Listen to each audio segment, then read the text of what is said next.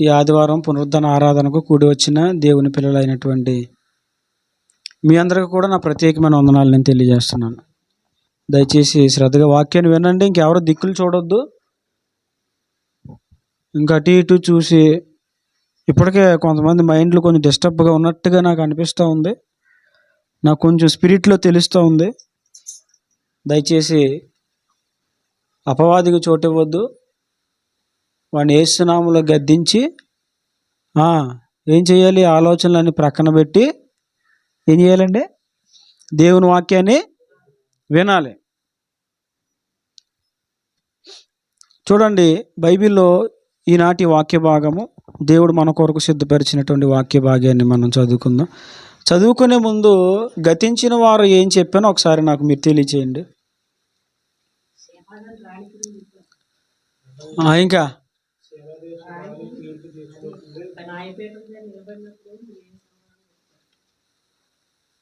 ఎందుకు వస్తుంది ఆవిడ అక్కడికి? ఎందుకు వస్తుందండి? హాయ్ అనడానికి వస్తుంది ఆవిడ? మన మీద నేరస్థాపన చేయడానికి వస్తుంది. అదేనము. ఆవిడ మన మీద నేరస్థాపన చేయకుండా ఉండాలంటే మనం ఏమీ చేయాలి. ఆవిడ ఏం చేసింది అనేటువంటి విషయాలు మనం గతించిన వారం ధ్యానం చేసాం కదా. చెప్పండి, 2-3 మాటలు చెప్పండి. ఆవిడ ఏమేమి చేసింది? Very good.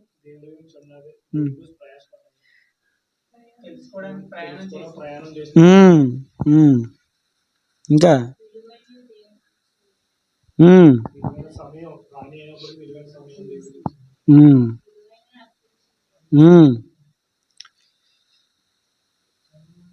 ఇంకా దేవుని ప్రక్కన పెట్టి వచ్చింది. తర్వాత దేవుని స్తుతించింది. తర్వాత ఇశ్రాయేలుపై దేవుడు శాశ్వత ప్రేమను చూపాడని గుర్తించింది. అది సరే, మంచిది. కొన్ని మాటలైనా జ్ఞాపకం ఉంచుకున్నారు. దేవుడు మిమ్మల్ని దీవించును గాక. ఆమేన్. సరే, ఈనాటి వాక్య భాగంలోకి మనం వెళ్ళిపోదాం. రండి. మత్తయి సువార్త 12వ అధ్యాయము 41వ వచనాన్ని దయచేసి చదవండి. మత్తయి సువార్త 12వ అధ్యాయము 41వ వచనం.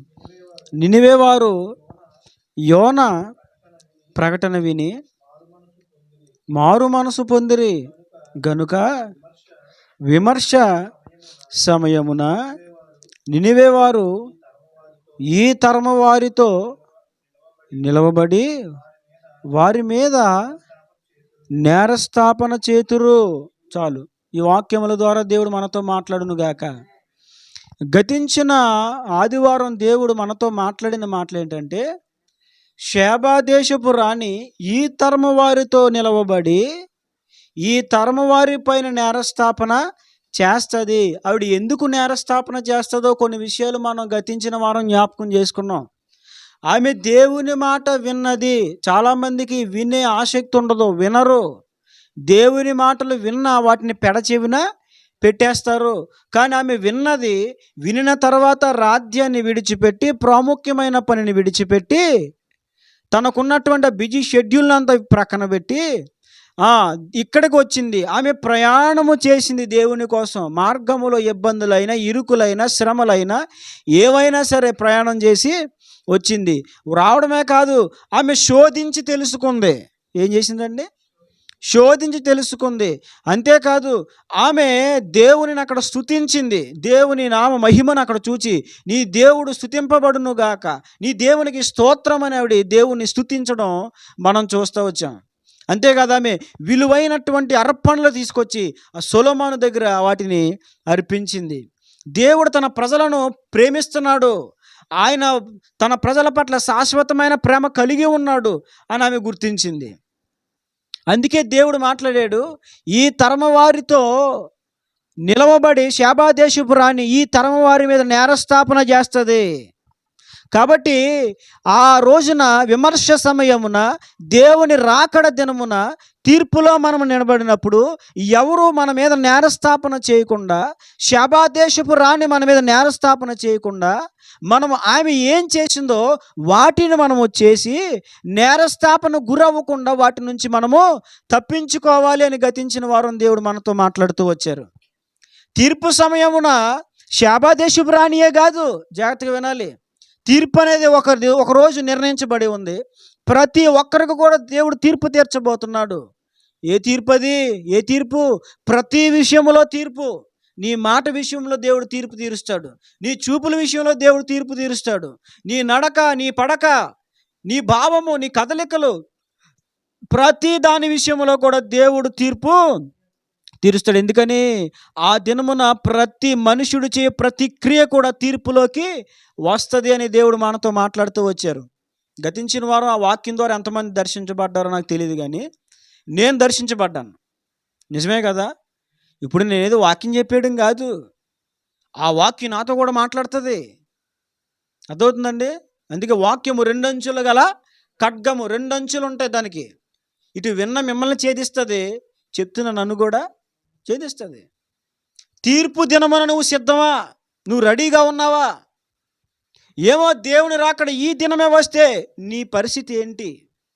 నా జీవితం ఏంటి? నీ జీవితం ఏంటి?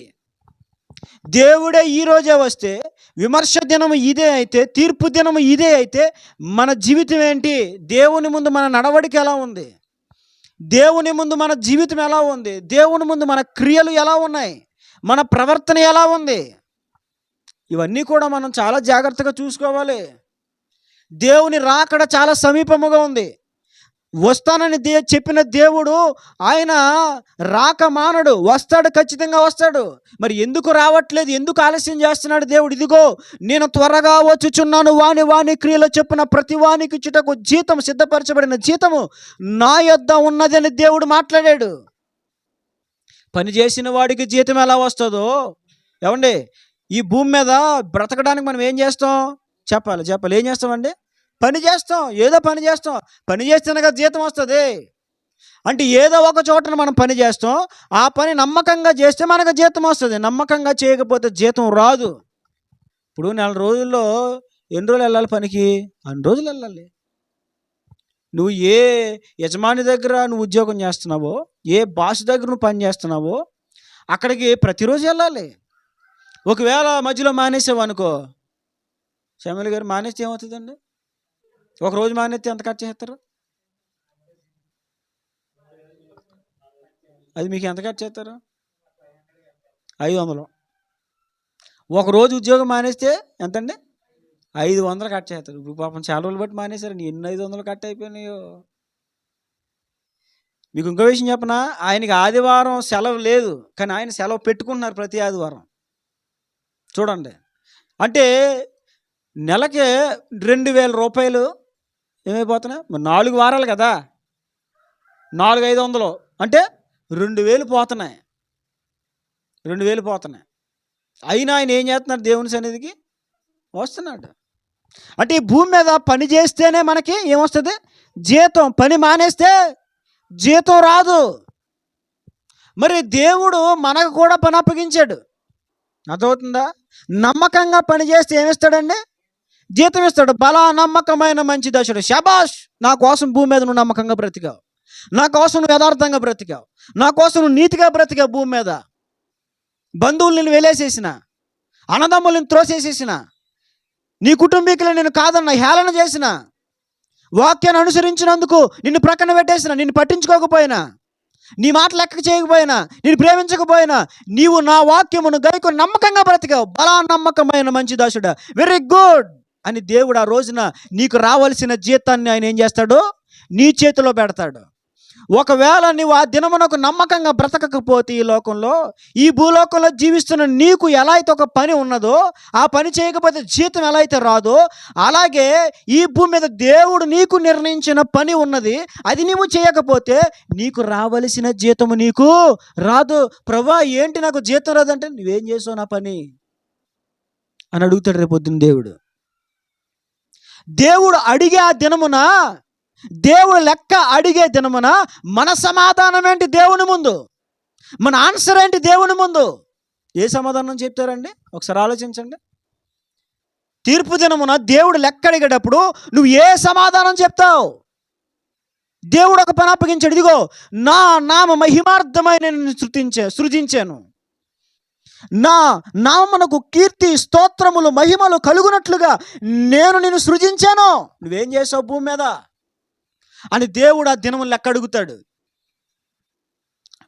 అక్కడ నువ్వు నీకు అన్ని ఆప్షన్లు ఉన్నాయనుకో, ఆ లిస్టు తీస్తాడు దేవుడు. అందులో నీ చరిత్ర సరిగ్గా లేదనుకో, నీ వ్యవహారం సరిగ్గా లేదనుకో, బాబు నీకు రావాల్సిన జీతం రాదు. ఎందుకంటే నువ్వు నా కోసం చేసిన పనేమి, నేను అప్పగించిన పని నువ్వేం సరిగ్గా చేయలేదు కనుక నీకు జీతం ఇవ్వబడట్లేదు. దయచేసి నీకు నిర్ణయించబడినటువంటి నిత్య నరకాగ్నిలోనికి వెళ్ళిపో. సాతానుకును వాడి దూతలకు నిర్ణయించబడినటువంటి ఆ నరకములోనికి పో. మీకు విషయం చెప్పనా, ఈ నరకం అనేది దేవుడు ఎవరి కోసం సృజించాడు? దేవుడు నరకాన్ని కలిగించడానికి, దాన్ని మండించడానికి, నరకాన్ని సృజించడానికి గల కారణం ఏంటి తెలుసా? మనల్ని కాల్చడానికి కాదు. సాతాను వాడి దూతలు, వాడి కొరకు నిర్ణయించబడింది అది నరకం. బైబిల్లో చాలా స్పష్టంగా రాయబడింది, సాతాను వాడి దూతలకు నిర్ణయించబడింది ఆ అగ్ని జ్వాలలు, ఆ నరకము వాడికి కేటాయించబడింది, వాడి కోసమే అది చేయబడింది. బోన్ అనమాట, అది కదా ఒక బోన్ లాంటిది. ఇప్పుడు ఎలకన పట్టాలంటే ఏం చేయాలండి? బోన్ వేయాలి. బోన్ వేసామంటే అందులోకి, అలాగే వాడికి బోన్, అది వాడి కొరకు నిర్ణయించబడింది. భూమి మీద పాడు చేస్తున్న మనుషులు, భూమి మీద చాలామంది చెడిపేస్తున్న మనుషులు, వీళ్ళందరూ భూమి మీద చాలామంది చెడిపోతున్నారు కదా, పాడైపోతున్నారు కదా. వాళ్ళని పాడు చేస్తుంది ఎవరో? సాతానే. మనుషుల్ని పాడు చేస్తుంది, మనుషుల్ని చెడుపుతుంది, చెడ్డ మార్గంలో తీసుకెళ్ళిపోతుంది అపవాది. వాడి కొరకే నిర్ణయించబడింది ఆ నరకం. వాడిని వేయడానికే దేవుడు నరకాన్ని సృజించాడు. అయితే చాలామంది అపవాదిని ఫాలో అయ్యి అపవాది మార్గాలను నడిచి చివరికి వాడితో పాటు వీళ్ళు కూడా ఎక్కడికి వెళ్ళిపోతున్నారండి? నరకానికి పోతున్నారు. కానీ నరకం మన కొరకు నిర్ణయించబడింది కాదు. మన కోసం దేవుడు నరకాన్ని చేయలేదు. అపవాది వాడి యొక్క దూతల కొరకు దేవుడు నరకాన్ని సృజించాడు. ఇప్పుడు ఆ నరకము నుంచి మనం తప్పించుకోవాలంటే, ఆ నరకంలోనికి మనము వెళ్ళకూడదంటే మనం ఏం చేయాలి? దేవుని ఎదుట నమ్మకంగా బ్రతకాలి. నీకు అప్పగింపబడిన పని నీవు నమ్మకంగా నిర్వర్తిస్తే, దేవుడు నీకు ఏ పని అయితే అప్పగించాడో ఆ పని నమ్మకంగా చేస్తే, తీర్పు దినమున దేవుడు నీకు జీతం ఇస్తాడు, లేదంటే నీకు తీర్పు తీరుస్తాడు. ఏం చేస్తాడండి? తీర్పు తీరుస్తాడు. గతించిన వారం వాక్యం ద్వారా నేను దర్శించబడ్డాను. దేవుడు నాతో మాట్లాడాడు. అర్థమవుతుందా? మీతో కూడా దేవుడు ఏం చేశాడు? మాట్లాడతాడు ఆయన. మరి ఎలా ఉన్నా మన జీవితాలు మనం చూసుకోవాలి. ఏమో దేవుని రాకడ ఏ సమయంలో వస్తుందో తెలీదు, ఎప్పుడు దేవుడు రాకడ వచ్చేస్తుందో తెలియదు. ఎందుకు దేవుడు ఇదిగో త్వరగా వస్తానని చెప్పి రావట్లేదు? ఎందుకు రావట్లేదండి? నా సహోదరుడు ఒక వాక్యాన్ని అనుసరించి ఒక పాట రాశాడండి. దేవుడిచ్చాడు ఆయనకు ఒక పాట. 2000 సంవత్సరాలు గతించిన నీవు ఇంక రాలేదయ్యా, సర్వమానవాళి మార్పు కొరకు ఆలస్యం చేశాడయ్యా. ఎందుకు రాలేదైనా? మార్పు కోసం 2000 సంవత్సరాలు గతించిన దేవుడు ఇంకా రాలేదు. ఎందుకని? సర్వమానవాళ్ళు మార్పు కలగాలని, మార్పు చెందాలని ఆయన ఆలస్యం చేస్తున్నాడు. ఇదిగో నేను త్వరగా వస్తానని చెప్పిన దేవుడు రాక మానడు, వచ్చేస్తాడు. మరి ఎందుకు ఆలస్యం చేశాడు? మనుషులు మారాలని. ఎందుకని? మనిషికి రోజున మరణ భయం లేదు, చచ్చిపోతే ఎక్కడికి వెళ్తాననేటువంటి ఆలోచన లేదు, చనిపోతే నా గతి ఏంటనేటువంటి ఆలోచన లేదు, ఆ భయం లేదు మనిషికి. ఎలా బ్రతికితే ఎలా పడితే అలా బ్రతికేస్తున్నాడు మనిషి. ఉంటే ఉంటాం, పోతే పోతాం, బతికితే తింటాం, తాగుతాం, సుఖిస్తాం, తత్తే వెళ్ళిపోద్ది, ఎక్కడ పోతే ఎవడ తెలుసు అన్నట్టుగానే బ్రతుకుతున్నారు తప్ప, అయ్యో మరణం తర్వాత మరొక లోకం ఉంది, పరమార్థం ఉంది, జీవిత పరమార్థం ఉంది. మన శరీరానికి క్షయత ఉన్నది, మన శరీరం క్షయమైపోతుంది, కానీ ఆత్మకు క్షయత లేదు. ఆత్మ అక్షయమైనది, దానికి నాశనం లేదు, దానికి పతనము లేదు, అది నశించేది కాదు. ఆత్మకు ఒక చోటు ఉంది. నేను చనిపోయిన తర్వాత నా ఆత్మ నన్ను విడిచిపెట్టి బయటికి వెళ్ళిపోతుంది, నా ఆత్మ నేను చాలా జాగ్రత్తగా కాపాడుకోవాలనేటువంటి పరమార్థము చాలామందికి తెలీదు. అందుకే ఎలా పడితే వాళ్ళ జీవిస్తారు, ఎలా పడితే వాళ్ళ ఉంటారు. నా జీవితాన్ని కాపాడుకోవాలనేటువంటి శ్రద్ధ చాలామందికి ఉండదు. దేవుడు మాట్లాడే మాట తెలుసు, ఇదిగో నేను త్వరగా వస్తున్నాను, వాని క్రియలు చెప్పున ఇదిగో వారి కొరకు సిద్ధపరచబడిన జీతం నా యొద్ద ఉన్నది, ఇస్తాను జీతం. కాబట్టి మనం ఏం చేయాలి? దేవుని రాకడకు ఎల్లప్పుడూ సంసిద్ధంగా ఉండాలి. ఎందుకని? దేవుని రాకడకు మనం సంసిద్ధంగా లేకపోతే శాబా దేశపు రాణి వస్తుంది దినమున నీ ముందు నిలబడుతుంది. ముందు దేవుడి కదా, శాబా దేశపు రాణి వస్తుంది. నువ్వు శాబా దేశపు రాణి ముందు నిలబడగలవా? దేవుని ముందు ప్రక్కన పెట్టండి, దేవుని ముందు మనం నిలబడలేం. కనీసం శాబా దేశపు రాణి ముందు నిలబడగలం మనం. అందుకని మనం ఏం చేయాలి తెలుసా? దేవుని రాకడకి ఎప్పుడు సంసిద్ధంగా ఉండాలి. ఏం చేయాలండి? ఒక భక్తుడు ఒక మాట చెప్పాడు, దేవుని రాకడ ఇప్పుడే వస్తుంది అన్నట్లుగా సిద్ధపడి ఉండాలంట. ఏం చేయాలండి? చాలా జాగ్రత్తగా వినండి. దేవుని రాకడ ఇదిగో ఇప్పుడే వచ్చేస్తుంది అన్నట్లుగా సిద్ధపడి ఉండాలి. ఎలా ఉండాలి? మరి కొద్దిసేపట్లో ట్రైన్ నెంబర్ 1 2 3 4 5 హైదరాబాద్ నుండి వైజాగ్ వెళ్ళవలసినటువంటి గౌతమి ఎక్స్ప్రెస్ మరి కొద్దిసేపట్లో 2వ నెంబర్ ప్లాట్ఫామ్ మీదకి వచ్చుచున్నది. ప్రయాణికులు ఏం చేయగలరు? గమనించగలరు. అప్పుడు ఏం చేస్తాం మనం? ట్రైన్ వచ్చాక చూద్దాంలే, ట్రైన్ వచ్చాక అప్పుడు చూద్దారా, కూర్చోరా, బ్యాగ్లో లైట్గా కూర్చో, కాలు మీద కాలు వేసుకుని వచ్చాక చూద్దాం, అది కదులుతుంది కదా అప్పుడు వెళ్దాం అనుకుంటామా? మరి ఏం చేస్తాం? అనౌన్స్మెంట్ ఇవ్వగానే, ట్రైన్ అనౌన్స్మెంట్ ఇవ్వగానే మనం ఏం చేస్తామండి? వెంటనే బ్యాగులు గొమ్మలే బ్యాగులు అది పడి ఎక్కడ వచ్చింది చూడండి, ఇండికేటర్ చూడండి, ఎక్కడ ఉంది D3 ఎక్కడ ఉంది, D4 ఎక్కడ ఉంది అని ఎతికేసుకుని అక్కడికి వెళ్ళిపోయి ఏం చేస్తారని నుంచొని చూస్తూ ఉంటారు. ఈ భూమి మీద ఒక ప్రాంతం నుంచి మరొక ప్రాంతానికి వెళ్ళే విషయంలో ఒక మనిషి హెచ్చరిక చేస్తే ట్రైన్ వచ్చేస్తుంది మరి కొద్దిసేపట్లో అన్నప్పుడు సిద్ధపడి ఉంటే, మరి దేవుడు ఎప్పటి నుంచో 2024 సంవత్సరాల నుంచి ఇదిగో నేను త్వరగా వస్తున్నాను అని చెప్పినప్పుడు మరి మనం ఎంత సిద్ధపడి ఉండాలండి? అవునా కదా? ఎంత సిద్ధపడి ఉండాలి? అందుకే ఆయన అన్నాడు ఒక భక్తుడు, ఇప్పుడే వస్తాడు అన్నట్లుగా సిద్ధపడి ఉండాలి. 1000 సంవత్సరాల వరకు రారేమో అని ఎదురు చూస్తూ ఉండాలి అని చెప్పాడు ఆయన. ఎలా ఉండాలంట? ఇప్పుడే వస్తాడేమో అని సిద్ధపడి ఉండాలి, 1000 సంవత్సరాల వరకు రాడేమో అని ఎదురు చూడాలి, సిద్ధపడాలి. ఇవి రెండు చాలా ముఖ్యం దేవుని రాకడికి. సార్ ఆలోచించండి, ఆ దేవుని రాకడను గురించినటువంటి ఆలోచన ఉందా మీకు ఎప్పుడైనా? అయ్యో దేవుని రాకడ ఎప్పుడు వస్తుందో తెలియదు. దేవుడు చెప్పాడు ఇదిగో తెగుళ్ళు వస్తాయి భూమి మీదకి అన్నాడు, తెగుళ్ళు వచ్చేసినాయి.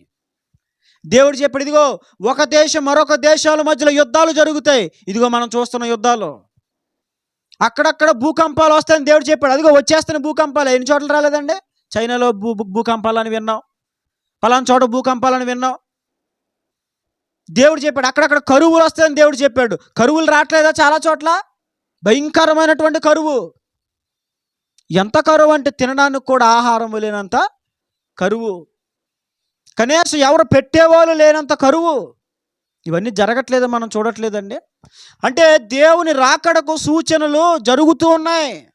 దేవుని రాకడ రాబోతూ ఉంది కనుక ఆ రాకడ సమయమున, ఆ తీర్పు దినమున, విమర్శ దినమున నీ మీద ఎవరు నేరస్థాపన చేయకుండా నీ జీవితాన్ని జాగ్రత్తగా కాపాడుకోవాలి. ఈ దినము దేవుడు మనతో మాట్లాడుతున్న మరొక సంగతి ఏంటంటే, ఆ దినమున శాబా దేశపు రాణియే కాదు, అక్కడికే వస్తారంట. ఎవరు 41 వచ్చిన మనం చదువుకున్నాం కదా, నినివే వారు యోనా ప్రకటన విని మారు మనసు పొందిరు కనుక విమర్శ సమయమున నినివే వారు ఈ తరము వారితో నిలవబడి వారి మీద నేరస్థాపన. చూడండి, శాబా దేశపు రాణియే కాదు, ఇంకెవరు వస్తారంట అక్కడికి? నినివే పట్టణస్థులు. అమ్మో గుంపు వచ్చేస్తుంది, ఇంకా గుంపు వచ్చిందని చూసుకోక నువ్వు, నీకు తప్పించుకోలేవు, నువ్వు ఇంకా తప్పించుకోలేవు. శాబా దేశపు రాణి ముందు నువ్వు ఏదైనా నాటకం వేయచ్చు, గుంపు వచ్చేసింది అనుకో, గుంపు అంతా నేను ఒకరిని చేసేసి నీ మీద నేరస్థాపన చేస్తావు, నువ్వేం చెప్తావు సమాధానం? నినివే పట్టణస్థులు వారు ఏం చేస్తారు తెలుసా? ఈ తరము వారితో నిలవబడి వారి మీద నేరస్థాపన చేస్తారు. ఎవరు? నినివే పట్టణస్థులు. ఎందుకు వారు నినివే పట్టణస్థుల మీద నేరస్థాపన చేస్తారండి? ఎందుకు చేస్తారు? చూడండి బైబిల్లో నుంచి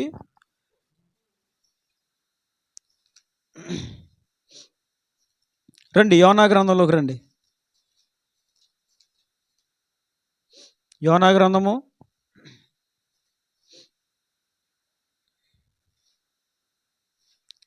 3వ అధ్యాయము 4వ వచనం చూడండి. యోనా ఆ పట్టణములో ఒక దిన ప్రయాణం అంత దూరము సంచరించుచు, వినండి, ఇక 40 దినములకు నినివే పట్టణము నాశనమగునని ప్రకటన చేయగా, ఇక్కడ శ్రద్ధగా వినండి, చెవులు పెట్టి వినండి. అతడు ఇలా ప్రకటన చేయగా ఏం చేశారు వారు? నినివే పట్టణపు వారు దేవుని యందు విశ్వాసం ఉంచి ఉపవాస దినము చాటించి, గనులేమి అల్పులేమి అందరూ గోనె పట్ట కట్టుకొని దేవునికి మహిమ కలుగును గాక. అక్కడ జరిగిన విషయం ఏంటి తెలుసా? ఈ యోనా, దేవుని ప్రవక్త అయినటువంటి యోనా దేవుని వాక్కును పట్టుకొని ఆ నినివే పట్టణానికి వెళ్ళి, నినివే పట్టణములో దేవుని వార్త ప్రకటించడం మొదలుపెట్టి ఏమని తెలుసా? ఓ నినివే పట్టణస్తులారా, ఇంకొక 40 దినాలకి ఈ పట్టణం అంతా కూడా నాశనం అయిపోబోతుంది. ఏమని ప్రకటించాడండి? ఈ పట్టణము నాశనం అయిపోతుంది. చూడండి, అంతేకాదు, అతడు ప్రకటించిన సువార్తలో ఇంకొక భాగం ఏంటంటే 1వ అధ్యాయంలో, అది యోనా గ్రంథం 1వ అధ్యాయంలో చూడండి, 2వ వచనం చూడండి. 2వ వచనం, నినివే పట్టణస్తుల దోషము నా దృష్టికి ఘోరమాయను గనుక నువ్వు లేచి అక్కడికి పోయి వాళ్ళతో ఏం చెప్పాలంటే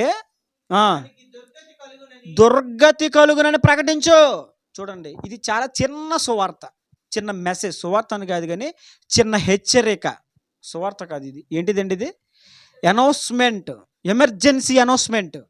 చాలా చిన్నది ఇది. నేను చదివినప్పుడు, ధ్యానించినప్పుడు, విన్నప్పుడు నాకు చాలా ఆశ్చర్యం కలిగింది. చాలా చిన్న అనౌన్స్మెంట్ అది. ఏంటండి అది? మావయ్య గారు వినాలి, కొంచెం ఓపిక చేసుకోండి.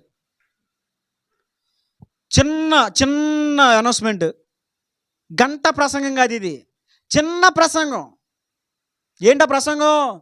ఇదిగో మీకు దుర్గతి కలగబోతుంది, ఇంకా 40 దినాలకి మీ పట్టణము నాశనం అయిపోతుంది, దేవుడు చెప్పమన్నాడు. ఇంతే సువార్త, ఇంతే మెసేజ్. సువార్త కదా, మెసేజ్, ప్రసంగం, అదే ప్రసంగం. చూడండి ప్రసంగం ఎంత సింపుల్గా ఉందో. చాలా షార్ట్ అండ్ స్వీట్, కొద్దిగా ఘాటుగా, చిన్నగా ఘాటుగా, చాలా చిన్న మెసేజ్ అన్నమాట, చిన్న అనౌన్స్మెంట్. వాస్తవానికి ఒకసారి మనం ఆలోచిస్తే ఈ నినివే పట్టణస్తులు ఎవరు? దేవునిని ఎరుగని ప్రజలు. ఎవరండి వీళ్ళు? దేవుడు అంటే వాళ్ళకి తెలీదు. దేవుడు అంటే వాళ్ళకి తెలియదు. యెహోవా అంటే వాళ్ళు ఆరాధించే దేవుడు కాదు. ఒకవేళ తెలిసి ఉండొచ్చేమో కానీ వాళ్ళు ఆరాధించే దేవుడు కాదు. ఆ నినివే పట్టణస్తులకి వేరే దేవుళ్ళుగా పిలువబడుతున్న విగ్రహాలు ఉన్నాయి. వాళ్ళ నమ్మకాలు వాళ్ళకున్నాయి, వాళ్ళ నిష్టలు వాళ్ళకున్నాయి, వాళ్ళ కట్టుబాట్లు వాళ్ళకున్నాయి, వాళ్ళ గుళ్ళు వాళ్ళకున్నాయి, వాళ్ళ దేవతలు వాళ్ళకున్నాయి, వాళ్ళ బొమ్మలు వాళ్ళకున్నాయి, వాళ్ళ పూజలు వాళ్ళు చేసుకున్నారు, వాళ్ళ భక్తి వాళ్ళు చేసుకున్నారు, వాళ్ళ సాంప్రదాయాలు వాళ్ళకున్నాయి, వాళ్ళ విధి విధానాలు వాళ్ళ వెర్షన్లు వాళ్ళు వెళ్ళిపోతున్నారు. ఇలాంటి సమయంలో దేవుడు యోనా ప్రవక్త నినివే పట్టణానికి పంపించాడు. ఇదిగో మీ యొక్క పాపము దేవుని దృష్టికి బహు ఘోరమైపోయింది, బహు దుర్మార్గత మీ పట్టణంలో పెరిగిపోయింది. ఇంకొక 40 దినాలకి దేవుడు మీ పట్టణాన్ని నాశనం చేస్తానని చెప్పాడు. ఇంతేనండి మెసేజ్. ఎందుకు నినివే పట్టణస్తులు తీర్పు దినమున, విమర్శ దినమున మన ముందు నిలబడి నేరస్థాపన మన మీద ఎందుకు చేస్తారో తెలుసా? వాళ్ళు వందల ప్రసంగాలు వినలేదు, గంటల ప్రసంగాలు వాళ్ళు వినలేదు, వందల కొలది హెచ్చరికలు వాళ్ళు వినలేదు, వాళ్ళు వాక్యాన్ని 10 సార్లు 20 సార్లు చదవలేదు, వాళ్ళు ప్రతి ఆదివారం మందిరానికి వెళ్ళేవాళ్ళు కాదు. వాళ్ళకి నిజమైన దేవుని గురించినటువంటి అంత విషయాలు, వివరణలు వాళ్ళకి తెలియవు. నిజమైన దేవుని గురించినటువంటి సంగతులు వాళ్ళకి తెలియవు. జీవము కలిగిన దేవుని గురించి పరిపూర్ణ జ్ఞానం వాళ్ళకి లేదు. దేవుని వాక్యం యొక్క విలువ వారు ఎరుగరు. బుద్ధి వాక్యముకున్నటువంటి శక్తి వాళ్ళకి తెలియదు. దేవుని వాక్యములో ఉన్నటువంటి బలము, ప్రభావం, రుచి వాళ్ళకి తెలియదు. తెలిగిపోయినా దేవుని వాక్కు తన సేవకుని ద్వారా దేవుడ పట్టణంలో ప్రకటింపజేస్తే వాళ్ళు అన్యజనులైనా, వారు విగ్రహారాధికులైనా, వారు దేవుని ఎరుగని ప్రజలైనా ఆ వాక్కు వినగానే, ఆ వాక్కు ఏంటంటే, ఇదిగో ఈ దుర్గతి కలుగునని దేవుడు ప్రకటించమని చెప్పాడు. ఇంకా 40 దినాలకి మీ పట్టణం నాశనం అయిపోతుంది దేవుడు చెప్పాడు. మీ దుర్మార్గత పెరిగిపోయింది, మీ పాపం పెరిగిపోయింది, మీ విపరీత బుద్ధి, మీ దుష్ట చేష్టలు పెరిగిపోయినాయి, దేవుడు నాశనం చేస్తానని చెప్పాడు. ఇంతే మెసేజ్. నాకు ఆశ్చర్యాన్ని కలిగించిన విషయం ఏంటో తెలుసండి, ఒకే మెసేజ్, అది కూడా ఏమంటే ఇది చెప్పడానికి ఎన్ని నిమిషాలు పడుతుందండి? Seconds, 30 seconds. ఇప్పుడు మనం షార్ట్ పెడతాం కదా, దానికన్నా చిన్నదే. అక్కడ దేవుడు చెప్పిందండి, ఇదిగో చిన్న మెసేజ్ ఏమని తెలుసా? ఇదిగో నినివే పట్టణస్తులారా, దేవుడి దృష్టికి ఇదిగో మీ పాపము ఘోరం అయిపోయింది, ఇంకా 40 దినాలకి దేవుడు మీ పట్టణం నాశనం చేయబోతున్నాడు. అంతే. ఎంత టైం పట్టింది? 20 సెకండ్లు, 30 సెకండ్లు, క్లోజ్. అబ్బా, నాకు ఆశ్చర్యం కలిగించిన విషయం ఏంటి తెలుసా? చాలా short message, very powerful message. అవునా కదా? చాలా షార్ట్ మెసేజ్. ఇది నేను చదువుతున్నప్పుడు నాకు అనిపించింది, ఓరు బాబు, మనం గంటలు వదలగొట్టేస్తాము ప్రసంగాలు, కానీ మనుషులు రాయిల్లాగా, గుండెలు రాయిల్లాగా అయిపోయాయి. విన్నప్పుడు మాత్రం తందానా తానే తందానా జంతరితా అన్నట్టుగా, తందానా అంటే తానే తందానా వెనకాల చెయ్యాలి, చేస్తాం. ఇశ్రాయేలు ప్రజలు, మీ దేవుడని యెహోవాను సేవించి మరొక దేవుడు మీరు చేసుకోకూడదు, ఆయన్నే మీరు ఆరాధించాలి. ఓ ఆరాధిస్తా, యెహోవాయే మా దేవుడు, యెహోవాయే మా దేవుడు. ఎవరో ఇశ్రాయేలీలు. ఆ తర్వాత మళ్ళీ మా పని మాదే, మా తీరు మాదే, మా విధానాలు మావే, మా పద్ధతులు మావే, మళ్ళీ మావులే. చెప్పినప్పుడు గొర్రె తలకి ఊపినట్టు ఊపేయడమే. నాకు అనిపించింది, గంటల ప్రసంగాలు ఓదరగొట్టేస్తున్నా, మనుషులు ఏమీ లేదండి, చలనం లేదు. కొన్ని నినివే పట్టణస్తుల నుంచి కొన్ని పాఠాలు మనం నేర్చుకోవాలి దినము. ఎందుకో తెలుసా?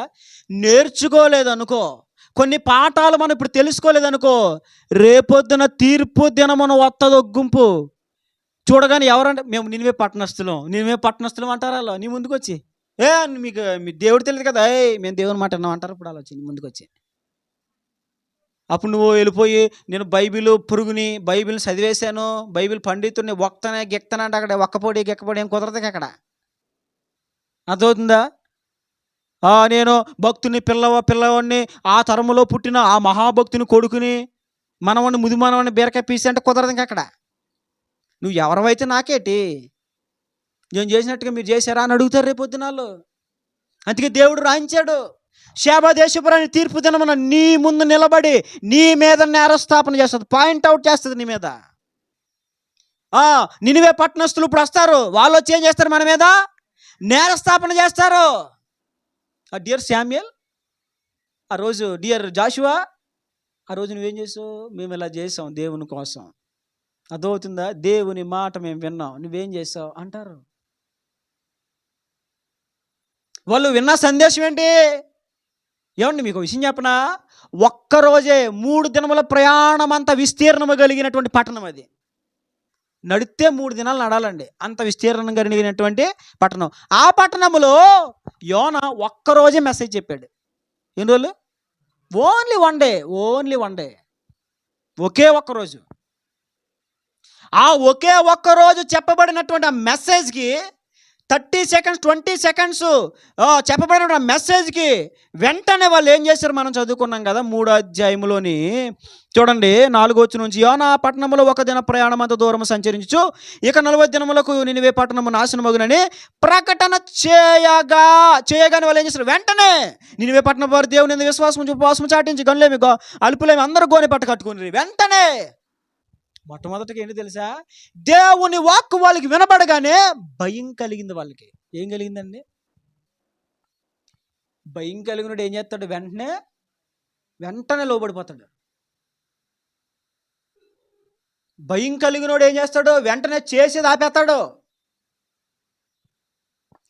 అంటే వాళ్ళు విన్న ఒక షార్ట్ మెసేజ్కి వెంటనే వారు ఏం చేశారు తెలుసా? భయము కలిగి ప్రవర్తించారు. దేవుని వాక్కుకి వాళ్ళు భయపడ్డారు. మనం ఎన్నిసార్లు విన్నామో ప్రసంగాలు, ఎన్ని గద్దింపు వాక్యాలు మనం విన్నామో, బుద్ధి వాక్యాలు మనం ఎన్ని విన్నామో, హెచ్చరించేటువంటి వాక్కులు ఎన్ని విన్నామో మన జీవితంలో.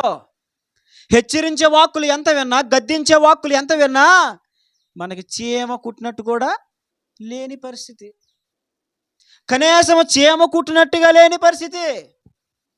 నినివే వారు చెప్పబడిన ఆ కొన్ని సెకండ్ల వర్తమానం విని, హెచ్చరికలు విని వెంటనే వారు గోనె పట్ట కట్టేసుకున్నారు. వెంటనే అంటే వారికి దేవుని వాక్కు పట్ల ఒక భయం కలిగింది.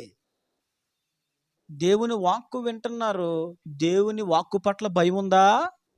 భయం ఉందండి. దేవుని వాక్యం అంటే భయం కలుగుతుందా? దేవుని వాక్యం వినగానే ఏం కలగాలి? భయం కలగాలి. నీకు దేవుడు అంటే, దేవుని వాక్యం అంటే నీకు భయం, వణుకు పుట్టాలి. దేవుని వాక్యం అంటే దడ పుట్టాలి. నీకు వాక్యం వినగానే, దేవుడు గద్దించగానే నీలో వణుకు రావాలి, భయం రావాలి. ఏ జాతకం లేదండి, దేవుడు లేపేస్తాడా, తీసుకెళ్ళిపోతాడా, రమ్మను చంపేమాను చూసుకుందా. ఈరోజు ఇలాగే ఉన్నారు కదా జనాలు. దేవుని వాక్ అంటే ఏమి లేదండి, భయం లేదు. కొంతమంది అలాగే చెప్తారులే, అలాగే అది మామూలే, అదంతా సాధారణమే. దేవుని వాక్కు పట్ల భయం కలిగి ఉండాలి. దేవుని వాక్యం అంటే నీకు భయం వేయాలి. దేవుడు అంటే నీకు భయం ఉండాలి. భయము కలిగిన వాడు పాపము చేయడు. దైవ భయము కలిగిన వాడు ఎవరండి? దేవుడు కొడతాడు, ఉగ్రత దినముందే దేవుని శిక్ష వస్తుంది. దేవుడు ఊరుకోడు, శాపం వస్తుంది. దేవుడు తెగులు పంపిస్తాడు, దేవుడు ఊరుకోడు. రోషము కలిగిన దేవుడు తీర్పులోకి తెస్తాడు నన్ను అనేటువంటి ఆలోచన, దైవ భయము కలిగిన వాడు పాపము చెయ్యడు. పాపము ముందుకు వచ్చేసాడు, నాట్యం ఆడేసిన, డ్యాన్స్ వేసేసిన. కొన్నిసార్లు పాపం ఏం చేస్తుందండి, మన ముందు డ్యాన్స్ వేసేస్తుంది. అవునా కదా? పాపం మన ముందు డ్యాన్స్ వేసేద్దండి. నీ ముందుకు వచ్చేస్తుంది పాపం, నువ్వు వెళ్ళక్కర్లేదు, నీ ముందుకు వచ్చేద్ది. ఒక ఆయన చెప్పాడు నాకు, ఆయనకి పెళ్ళి అయిపోయి పిల్లలు ఉన్నారండి. ఇంకొక ఆవిడికి పెళ్ళి అయిపోయి పిల్లలు ఉన్నారు. ఆవిడ ఈయన గారికి ఫోన్ చేసి అంటదంట, నువ్వు నన్ను మరి ఇష్టపడాలి, నువ్వు నాతో ఉండాలి అంటే ఈయన అన్నాడంట, అమ్మా అలాంటి తప్పది అంటే, మిమ్మల్ని నేను ఎప్పటికీ మర్చిపోను, గుర్తుపెట్టుకోండి, మీరు ఎప్పుడు వచ్చినా నేను రెడీ అంటుందంట. ఏమంటుందండి? మీరు ఎప్పుడు వచ్చినా నేను రెడీ, ఇలాగే అన్నదంట ఆవిడ. ఎప్పుడు మర్చిపోద్ది ఈ మాట, ఎప్పుడు మర్చిపోద్దు. మీరు ఎప్పుడు నా దగ్గరకు వచ్చినా నేను మీకోసం ఎప్పుడు రెడీగా ఉంటాను అన్నదంట. ఆవిడికి పెళ్ళి అయిపోయింది, పిల్లలు ఉన్నారు. ఎందుకు చెప్తున్నానంటే, పాపము కొన్నిసార్లు మన ముందు విలయతాండం ఆడేస్తూ ఉంటుంది. పాపం మన ముందు నాట్యం చేస్తూ ఉంటుంది. పాపమే ఎదురొచ్చేస్తూ ఉంటుంది. ఎవరు చూడలేదు కదా, ఒక లుక్ వేసేద్దాం, ఒక్కసారి కమిట్ అయిపోదాం, ఒక్కసారి ఉభయ అయిపోదాం, ఒక్కసారి సరెండర్ అయిపోదాం, పర్వాలేదు, నెక్స్ట్ టైము పర్లేదులే. నిజముగా దేవుని భయము కలిగిన వాడు, దేవుని వాక్కు పట్ల భయం కలిగిన వాడు ఎలా ప్రవర్తిస్తాడు? యోసేపు వలె ప్రవర్తిస్తాడు. యోసేపు పాపం దగ్గరకు వస్తే ఏం చేశాడు? పారిపోయాడు. ఎందుకు పారిపోయాడు? ఆమె అంటే భయం ఆయనకి కాదు, దేవుడు అంటే భయం. ఎవరంటే భయం ఉండాలి నీకు? ఎవరంటే భయం ఉండాలి? దేవుడు అంటే భయం ఉండాలి. దేవుని వాక్యం అంటే భయం ఉండాలి. దేవుని వాక్కు వినగానే హృదయంలో వణుకు పుట్టాలి, భయము పుట్టాలి. అందుకే దేవుడు అంటే, నాకు మీరు భయపడరా అని దేవుడు మాట్లాడాడు. చూడండి, బైబిల్ నుంచి ఒక వాక్యాన్ని మీకు జ్ఞాపకం చేస్తాను. యెషయా గ్రంథము, ఇర్మియా గ్రంథం 5వ అధ్యాయం 22వ వచనం చూడండి. ఇర్మియా గ్రంథం 5వ అధ్యాయం 22వ వచనం, 5వ అధ్యాయం 22వ వచనం స్టార్టింగ్ నుంచి అమ్మ. సముద్రము దాటలేకున్నట్లును దాని తరంగములంతా పొర్లినను, ప్రబల లేకయు ఎంత ఘోషించినను దాన్ని దాటలేకయు ఉండునట్లును నిత్య నిర్ణయము చేత దానికి ఇసుకను సరిహద్దుగా నియమించిన నాకు మీరు భయపడరా? నా సన్నిధిని వనకరా? ఇదే యెహోవా వాక్కు. దేవుడు ఏమని మాట్లాడుతున్నాడు? సముద్రము దాటలేకున్నట్లు దాని తరంగములు ఎంత పొర్లినను అవి ప్రబలలేకయు ఎంత ఘోషించినను దాన్ని దాటలేకయు ఉండినట్లు నిత్య నిర్ణయము చేత దానికి సరిహద్దు ఇసుకను సరిహద్దుగా నియమించిన నాకు మీరు భయపడరా అని దేవుడు మాట్లాడాడు. దేవుడు సముద్రానికి దేన్ని సరిహద్దుగా వేశాడండి? ఇసుకను సరిహద్దుగా. అదేదో సిల్లి దాన్ని ఏమంటారు పద్ధతిగా అనిపిస్తుంది, సిల్లి ప్రాసెస్ లాగా అనిపిస్తుంది. ఇసుక సరిహద్దు ఏట్రా? ఎవడైనా ఒక చెరువుతో ఉన్నప్పుడు ఇసుకను గట్టిగా వేస్తాడు, చుట్టూ మట్టి వేస్తాడా? ఏమేస్తాడండి? మట్టి వేస్తాడండి. కానీ సముద్రానికి దేవుడు ఏం సరిహద్దు వేశాడు? ఇసుకను సరిహద్దు వేశాడు దేవుడు. అబ్బాయి ఎంత గొప్ప విషయం అండి. సముద్రం యొక్క అలలు ఎంత భయంకరంగా ఉంటాయండి. వచ్చిందా తీసుకెళ్ళిపోద్ది అంతే. ఎన్నిసార్లు మనం చూడలేదు దివిసీమలో? ఎప్పుడైనా చిన్నప్పుడు, నేను పుట్టకముందు అనుకుంటా, దివిసీమ కృష్ణా జిల్లా కోడూరు వైపు భయంకరమైనటువంటి అల ఆ సముద్రం నుంచి లేచొచ్చి కొన్ని ఊర్లు తీసుకెళ్ళిపోయింది. ఎంత భయంకరమైందండి సముద్రం. సముద్రం యొక్క అలలు ఎంత భయంకరమైనవి. అవి ఎంత ఘోషించినా, అలలో ఎగిసిపడినా, అంత భయంకరమైనటువంటి విపరీతమైనటువంటి అలలు వేస్తున్నా సరే అవి నీ మీదకి రాకున్నట్లుగా నేను దానికి సరిహద్దు నియమించానని దేవుడు మాట్లాడాడు. దేవుడు ఏం చేశాడు దానికి? నువ్వు ఇది దాటి రాకని చెప్పాడు దేవుడు. ఎవరికి? సముద్రానికి అండి. వచ్చిందండి? వచ్చిందా? వచ్చింది. ఎందుకు రాలేదు? దేవుడు రావద్దని చెప్పాడు, కానీ ఏం చేసింది అది? ఎందుకు వచ్చింది? రావద్దన్న దేవుడు కొన్నిసార్లు రమ్మన్నాడు మళ్ళీ. అర్థమైందా విషయం? రావద్దన్న దేవుడు ఏం చేశాడు? అక్కడ ఉండు అన్నాడు ఆయన. అక్కడ ఉండమన్న దేవుడు ఒక్కోసారి ఏమంటాడు? వెళ్ళి అంటాడు. సముద్రం ఉంది అంటాడు, ఆ సముద్రం సరేలా ఒక రౌండ్ వేసిరా అంటాడు దేవుడు. ఇదిగో అలా వెళ్ళి నర్సీపట్నం ఒక రౌండ్ వేసిరా అన్నాడనుకో, ఏం పరిస్థితి? పరదేశులమో ప్రియులారా మన పురమీదిక ప్రభా అక్కడ వచ్చేసింది. ఇదిగో తండ్రి నా ఆత్మని చేతికి అప్పగించుకుంటున్నాను. అవునా కదా? ఇకంతే. ఒక్కసారి దేవుడు సముద్రమా ఒక్కసారి అలా వెళ్ళరమ్మా నర్సీపట్నం జస్ట్ అలా టచ్ చేసి వచ్చాను దేవుడు. టచ్ చేయడం కాదు, ఈడ్చికెళ్ళిపోద్ది, మొత్తం ఇల్లు లాక్కెళ్ళిపోద్ది. ఎంత బలం అండి సముద్రానికి. అంత భయంకరమైన అలలు ఎంత భయంకరంగా ఉంటాయండి ఆ సముద్రపు అలలు. కానీ దేవుడు చెప్పిన మాట ఏంటి తెలుసా? ఇదిగో నేను నీకు ఇసుకను సరిహద్దుగా వేశాను, నువ్వు ఎంత పొంగొచ్చినా అక్కడ ఆగిపోంతే, అక్కడ ఉండంతే. అదేం చేసింది? అక్కడే ఆగిపోయింది. మళ్ళీ అలాగున ఇసుకను సరిహద్దు వేసిన నాకు మీరు భయపడరా అని అడిగాడు దేవుడు. దేవునికి ఏం చేయాలంటండి? భయపడాలండి. దేవుడు గద్దించినప్పుడు, దేవుడు మాట్లాడుతున్నప్పుడు నీలో తిరుగుబాటు మనసు కాదు, ఏమి రావాలో తెలుసా? భయం. వాళ్ళకి ఏమొచ్చింది? నినివే పట్టణస్తులకి భయం. వెంటనే అలా ప్రకటించగానే అక్కడ చాలా స్పష్టంగా రాయబడింది. ఆ కంటిన్యూషన్ చాలా బాగుంది, నాకు చాలా నచ్చింది. కొంచెం ముందు నుంచి చదవండి కొంచెం ముందు నుంచి.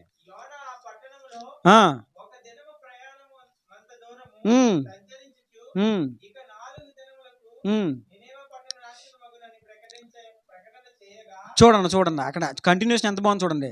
నాశనమగునని ప్రకటన చేయగా వెంటనే నినివే పట్టణపు వారు ఏం చేశారు? దేవుని యందు విశ్వాసం ఉంచి ఉపవాసం చాటించి గనులేమి మెలుపులేమి అందరూ గో అనే పట్ట వెంటనే అంటే దేవుని మాట వినగాని, ఒక హెచ్చరిక వినగాని, ఒక గద్దింపు వినగాని వారిలో ఏం కలిగింది? గద్దింపు వినగాని, హెచ్చరిక వినగాని గుండెల్లో భయం కలగాలి, గుండెల్లో వణుకు రావాలి దేవుని వాక్యం వినగానే. బైబిల్ ఇంకొక మాట కూడా రాయబడింది చూడండి, మీకు చూపిస్తాను. యెషయా గ్రంథం 66 అధ్యాయము యెషయా గ్రంథం 66 అధ్యాయము 2వ వచనం చదవండి. 66:2.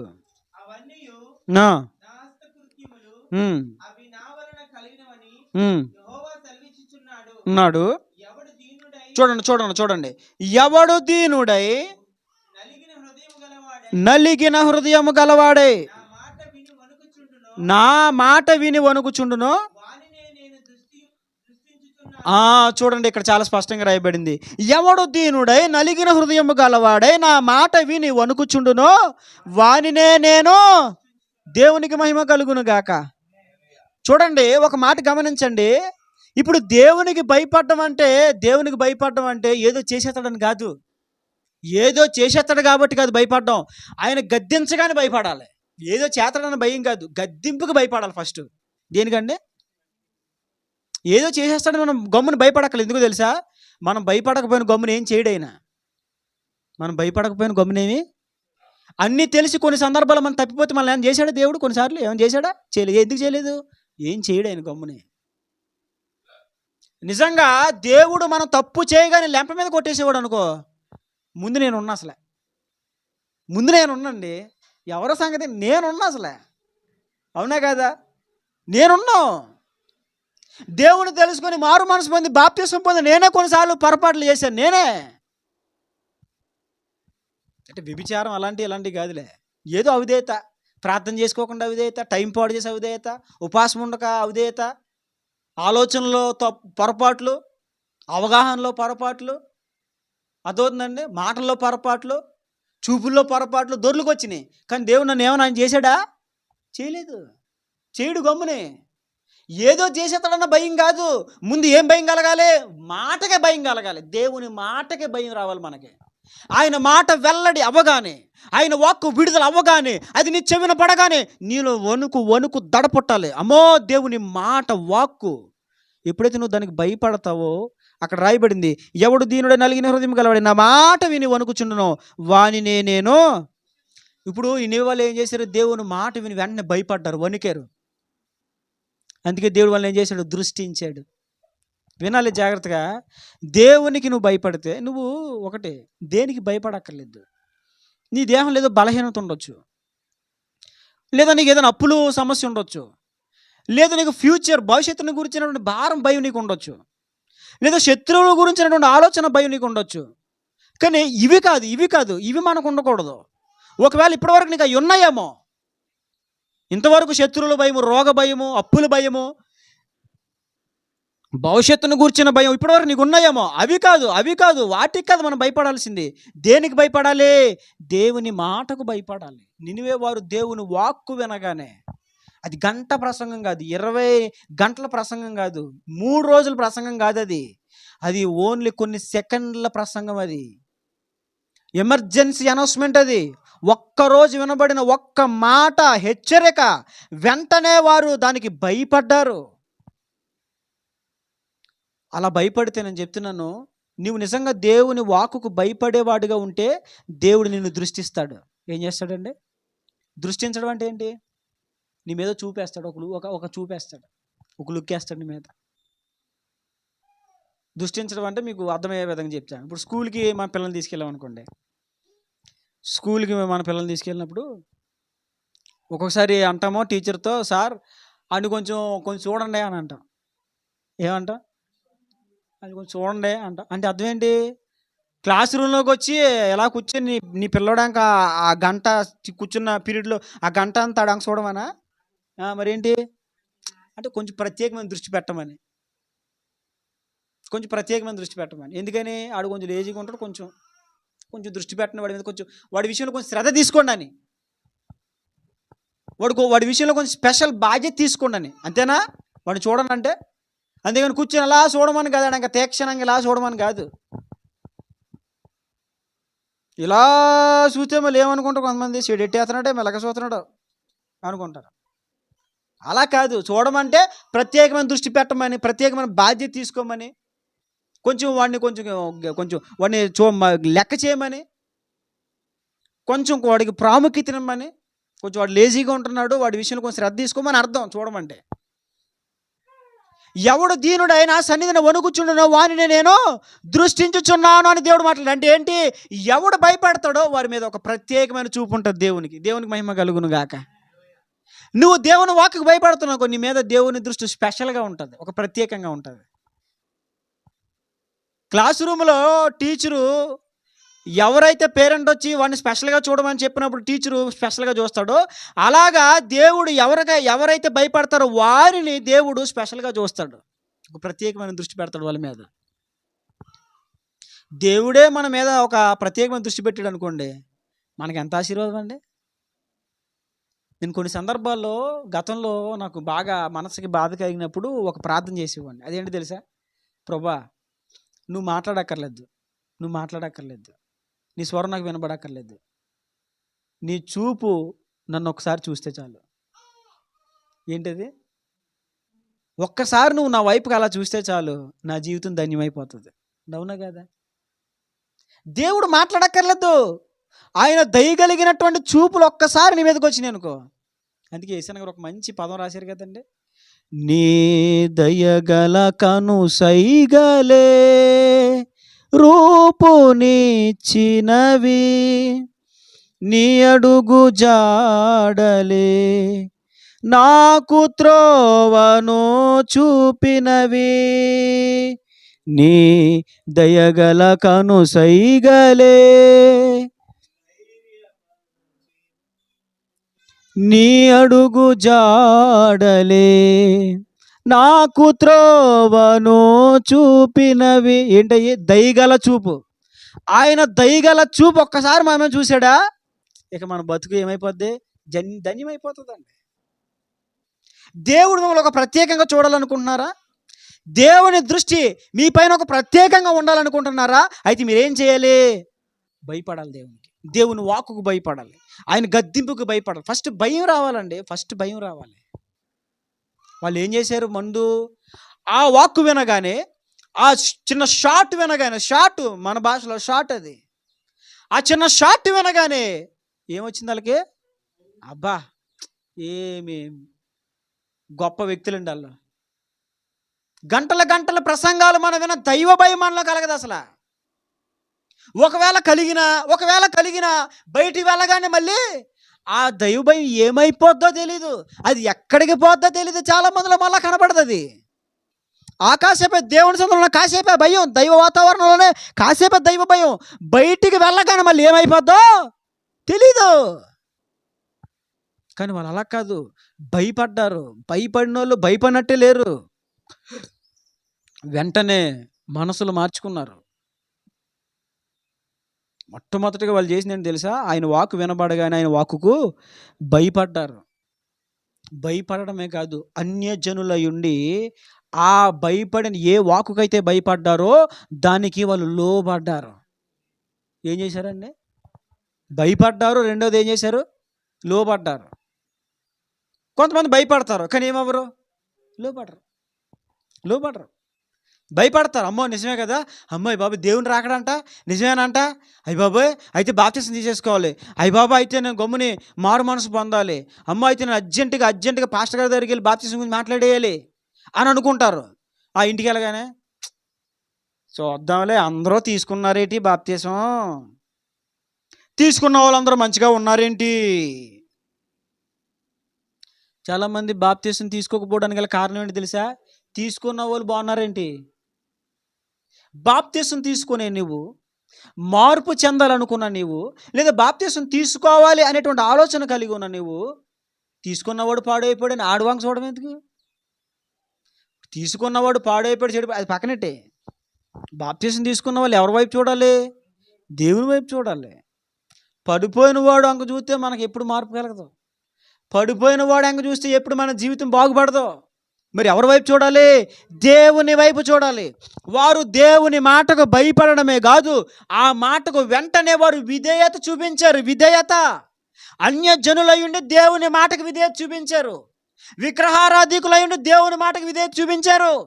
యెహోవా దేవుని గురించిన జ్ఞానము ఎరుగని వారయుండి దేవుని మాటకు విధేయత చూపించారు వాళ్ళు. మీరు క్రిస్టియన్సే, మేము ఎంత క్రిస్టియన్సో తెలుసా, మేము పుట్టి క్రైస్తవులం. కొంతమంది చెప్పే మాటలు వీళ్ళు ఎవరంటండి? పుట్టి క్రైస్తవులు. మీరు క్రిస్టియన్సే. ఎప్పుడు నమ్ముకున్న దేవుణ్ణి? మేమా ఎప్పుడో 50 సంవత్సరాలు అయింది మేము దేవుణ్ణి నమ్ముకుని. మనకు దేవుడు తెలుసు, దేవుణ్ణి కలిగి ఉన్న మందిరానికి వెళ్తున్నాం, మనమేమో దేవుని మాటకు లోబడం. నినివే వారు లోబడ్డారు దేవుని మాటకే. అన్యజనులై ఉండి దేవుని మాటకు లోబడుతున్నప్పుడు దేవుని పిల్లలై ఉండి ఇంకా దేవుని మాటకు లోబడకపోతే అది ఎంత విచారకరం, ఎంత బాధాకరం. అది నిజ దేవుడు యేసు అనే తెలిసి, పాప విమోచకుడు యేసు అనే తెలిసి, ఆయన ద్వారానే మోక్షం అని తెలిసి కూడా ఇంకా నీవు దేవుని మాటకు లోబడకుండా బ్రతుకుతూ ఉంటే నా మాట గైకో, నా మాట గైకో, నా మాటకు లోబడు, విను విను. దేవుడు ఎన్నోసార్లు చేయొద్దని చెప్తున్నాడు కొన్ని పనులు. దేవుడు ఎన్నోసార్లు కొన్ని చోట్లకు పోవద్దని చెప్తున్నాడు. దేవుడు ఎన్నోసార్లు అన్యాచారాల జోలికి నువ్వు పోవద్దని దేవుడు చెప్తున్నాడు. ఎన్నోసార్లు దేవుడు నువ్వు అవి చూడొద్దని దేవుడు మాట్లాడుతున్నాడు. ఎన్నోసార్లు దేవుడు అవి చేయొద్దని దేవుడు మాట్లాడుతున్నాడు. ఎన్నోసార్లు దేవుడు అక్కడికి పోవద్దని మాట్లాడుతున్నాడు. ఎన్నిసార్లు దేవుడు వద్దు వద్దు వద్దు వద్దు వద్దు అని చెప్పినా మరలా ఏం చేస్తారు, చేస్తూనే ఉంటారు. మనం దేవుని మాటలు లోబడుతున్నాం. వాళ్ళు ఏమంటారు తెలుసా, 20-30 సెకండ్స్ షార్ట్ మెసేజ్కి మేము లోబడ్డాం అంటారు రేపు పొద్దున. ఎవరో నినిమివారండి. ఇక వాళ్ళు అన్న మాటకి నేను చెంప మీద కొట్టక్కర్లేదు, వాళ్ళ మాట చెంప మీద కొట్టినట్టు ఉంటుంది. మీరు ఎన్ని ప్రసంగాలు వినలేదు? మీరు ఎన్ని ప్రసంగాలు మీరు ఇలాగే మాట్లాడతారు రేపు వాళ్ళు. నిజమేది అంతే. రేపు అదే జరుగుతుంది కదా. నేరస్థాపన అంటే ఎలా చేస్తారండి? నేరస్థాపన అంటే ఇలాగే చేస్తారు. మరి మీరు ఎన్ని ప్రసంగాలు వినలేదు? ఎన్నిసార్లు దేవుడు నీతో మాట్లాడలేదు? విన్న ఒక్కసారి మాట్లాడితే దేవుని మాటకి, ఒక్కసారి మాట్లాడితే మేము లోబడ్డాం దేవుని మాటకి. ఒక్కసారి మాట్లాడితే లోబడిపోయాం. ఎన్నిసార్లు మాట్లాడాడు దేవుడు మీతో, మీరు లోబడ్డారా అని అడుగుతారు రేపు పొద్దున. అలా అడిగితే మన సమాధానం ఏంటండి? అసలు అలా అడిగితే మన సమాధానం ఏంటి? నినివే పట్టణస్తులు వచ్చి ఇదే మాట మనల్ని అడిగితే ఒక్క మెసేజ్కి మేము మార్పు చెందాం, లోబడ్డాం ఆయన మాటకే, భయపడ్డాం ఆయన మాటకే. ఎన్నిసార్లు విన లోబడ్డావా, భయపడ్డావా అని అడిగారు అనుకో, మా నోటన్న సమాధానం ఏమి ఉండదు. కనుక ఆ విమర్శ దినమున తీర్పు జరిగే ఆ దినమున నినివే పట్టణస్తులు మన మీద నేరస్థాపన చేయకుండా ఉన్నట్లు మనం ఇప్పుడే దేవుని మాటకు భయపడదాం, దేవుని మాటకు మనము లోబడాలి, దేవుని మాటకు లోబడాలి. చిన్నపిల్లలు చూడండి, దేవుడు మాట్లాడాడు, చిన్నపిల్లలని అద్దకు రానివ్వండి, పరలోక రాజ్యము ఇలాంటి వారిది అని దేవుడు మాట్లాడాడు. ఎందుకో తెలుసా? వారికి లోబడే మనసు ఉంటుందండి. చిన్నపిల్లలకి ఏముంటుందండి? వింటారండి, మాట వింటారండి చిన్నపిల్లలు. ఇప్పుడు కొంతమంది వింటలేదులేండి, ఆ విషయం పక్కన పెట్టయితే వాస్తవానికి చిన్నపిల్లలో ఉన్న ఒక స్వభావం ఏంటంటే మాట లోబడతారు. నన్ను తెచ్చిపెట్టరా అంటే చక్కగా తెస్తారు. ఊరు ఉప్పు అక్కడ ఎట్టుకెళ్ళరా అని పట్టుకెళ్తారు, ఇక్కడ పెట్టరా అంటే ఇక్కడ పెడతారు. చిన్నపిల్లలు అండి, అవునా కదా? చిన్నప్పుడు మా అమ్మగారు ఉప్పు డబ్బా పట్టరా అనేవారు, పట్టుకొచ్చి. కారం డబ్బా పట్టరారా అని పట్టుకొచ్చేవాడిని. ఒక్కొక్కసారి చెప్పేవారు మా అమ్మగారు, నాకు తెచ్చివ్వండి, ఒక్కొక్కటి తెచ్చివ్వండి. చిన్నపిల్లల స్వభావం ఉంటుంది. ఏంటిది? లోబడే స్వభావం. వెంటనే మాటకు లోబడే స్వభావం ఉంటుంది చిన్నపిల్లల్లో. మనలో ఏముండాలి? దేవుని మాటకు లోబడే స్వభావం ఉండాలి మనకి. దేవుని మాటకు లోబడే స్వభావం. చిన్నపిల్లలు ఏం చేస్తారు తెలుసా? లోబడతారు. ఏంటి నేను ఇనేదేంటి అంటారండి చిన్నపిల్లలు. అసలు అది ఇంకా తెలియదు వాళ్ళకి. నేనేంటి అని అంటారా? అనరు. దేవుడు మాట్లాడగానే చిన్నపిల్లలు అయితే లోబడిపోతారో అలా మనం ఏమైపోవాలి? దేవుని మాటకే లోబడిపోవాలి. చక్కగా మనం అప్పగించేసుకోవాలి దేవుని మాటకే. చక్కగా చిన్నపిల్లలు అలా అయితే వెంటనే దానికి విధేయత చూపిస్తారో అలాగే చిన్నపిల్లల మనసు కలిగి దేవుని మాటకి అన్నీ మనం విధేయత చూపించగలగాలి. వాళ్ళు భయపడ్డారు, అంతేకాదు దేవుని మాటకు విధేయత చూపించారు, లోబడ్డారు. అంతేకాదు వెంటనే వాళ్ళు చేసిన పని ఏంటో తెలుసా? దేవుని సమాధాన పరచాలంటే ఏం చేయాలని ఆలోచించి ఉపవాసం ఉన్నారు. చేశారండి? దేవుని సమాధాన పరచాలంటే ఏం చేయాలి? ఉపవాసం ఉండాలి. దేవునికి నా మీద చాలా కోపం వచ్చేసింది, అమ్మో ఆయన కోపాన్ని చల్లార్చాలి, అమ్మో ఆయన నా మీద కోపడిపోయాడు, ఏమో నాకు ఏమైపోద్దో, అది రాకుండా ఉండాలంటే ఇప్పుడు ఏం చేయాలి? దేవుని కూల్ చేయాలి. దేవుని ఏం చేయాలండి? కూల్ చేయాలి. కూల్ చేయాలంటే ఏం చేయాలి? కూల్ చేయాలంటే ఉపవాసం ఉండాలి. ఎందుకని? నువ్వు ఉపవాసం ఉండి నీకు నువ్వు తగ్గించుకోవడం దేవుని హృదయానికి బాధ కలిగిస్తుంది. పిల్లోడు తినకపోతే తల్లి ఉండగలుగుతుందండి? నా భార్య ఉంది, ఆడు కాసేపు కేరమంటే వీడి ప్రాణం విలవెల్లాడేస్తుంది. ఆడికి పాలంట మధ్యరాత్రి కూడా లేచి నేను గమ్మును మెలుకొచ్చి చూస్తే ఈవిడ గారు బుద్ధి బొమ్మలేక అలా కూర్చొని మంచం మీద అడిగి ఇలా పాలేస్తుంది. ఎక్కడ? ఇప్పుడు మధ్యరాత్రిలో, అర్ధరాత్రి అండి. అబ్బాయి అంత ఇంట్రెస్ట్ వచ్చేసింది ఈవిడికి. రాత్రి జాములో కూడా మేలుకొని ఆడు కేరమన్నాడా, అమ్మ నా కొడుకు పాలమ్మ ఆకలి వచ్చేస్తుంది బాబాయ్. ఒక్కొక్కసారి ఆడు పొట్ట చూసేసుకుంది ఆవిడ. ఆడు పొట్ట ఊరి పాలు సరిపోనియో లేదో పాపం వీడికి అని పొట్ట తడిమేస్తుంది. బా తల్లి, ఆడు తినకుండా ఆడు పొట్ట అన్నగారిగిపోయి ఆడి కడుపులో ఏ మేత లేదనుకో, తల్లికి ఎంత బాధ అండి. ఆడికి బాగోకుండా పాలు తాగట్లేదు అనుకో, తల్లి ఉండగలుగుతుందా?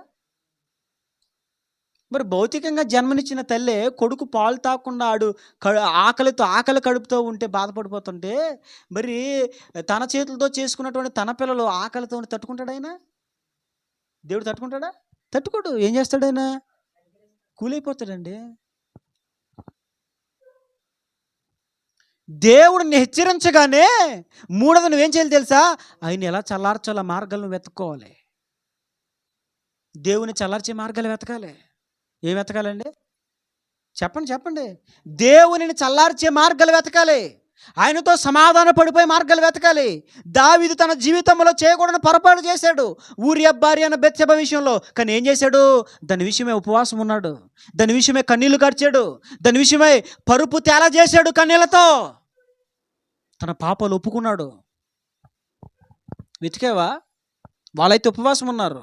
నువ్వే మార్గమైన వెతికావా దేవునితో సమాధాన పడడానికి?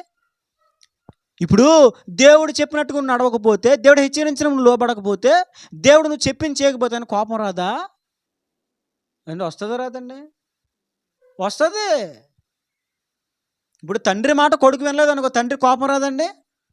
వస్తుంది ఖచ్చితంగా. ఎందుకు రాదు?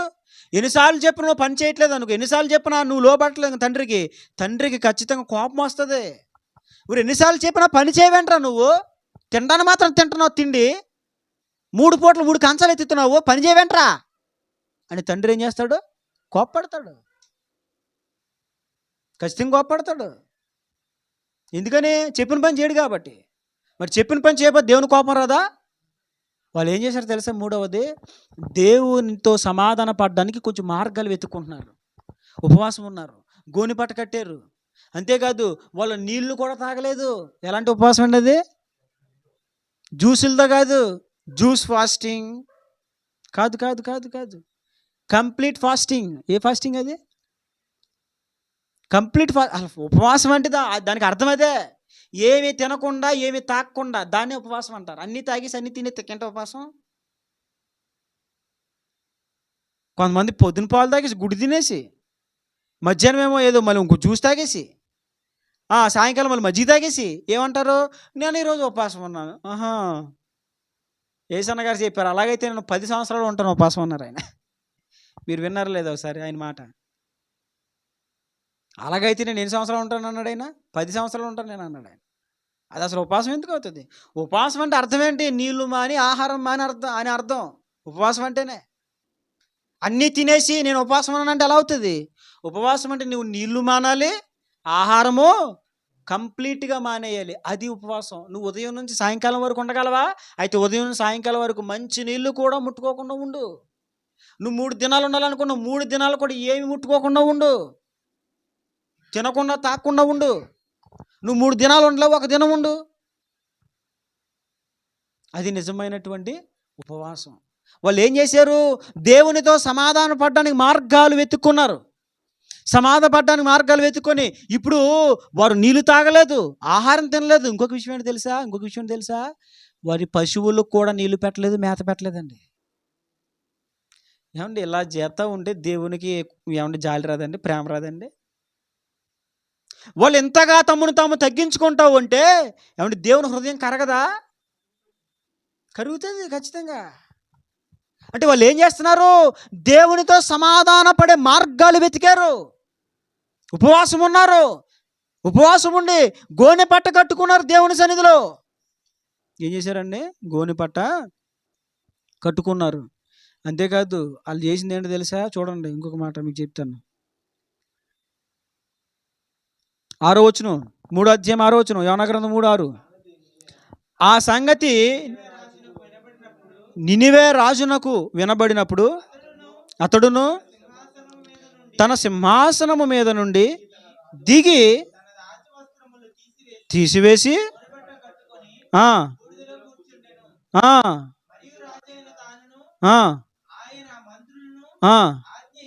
ఇయ్యగా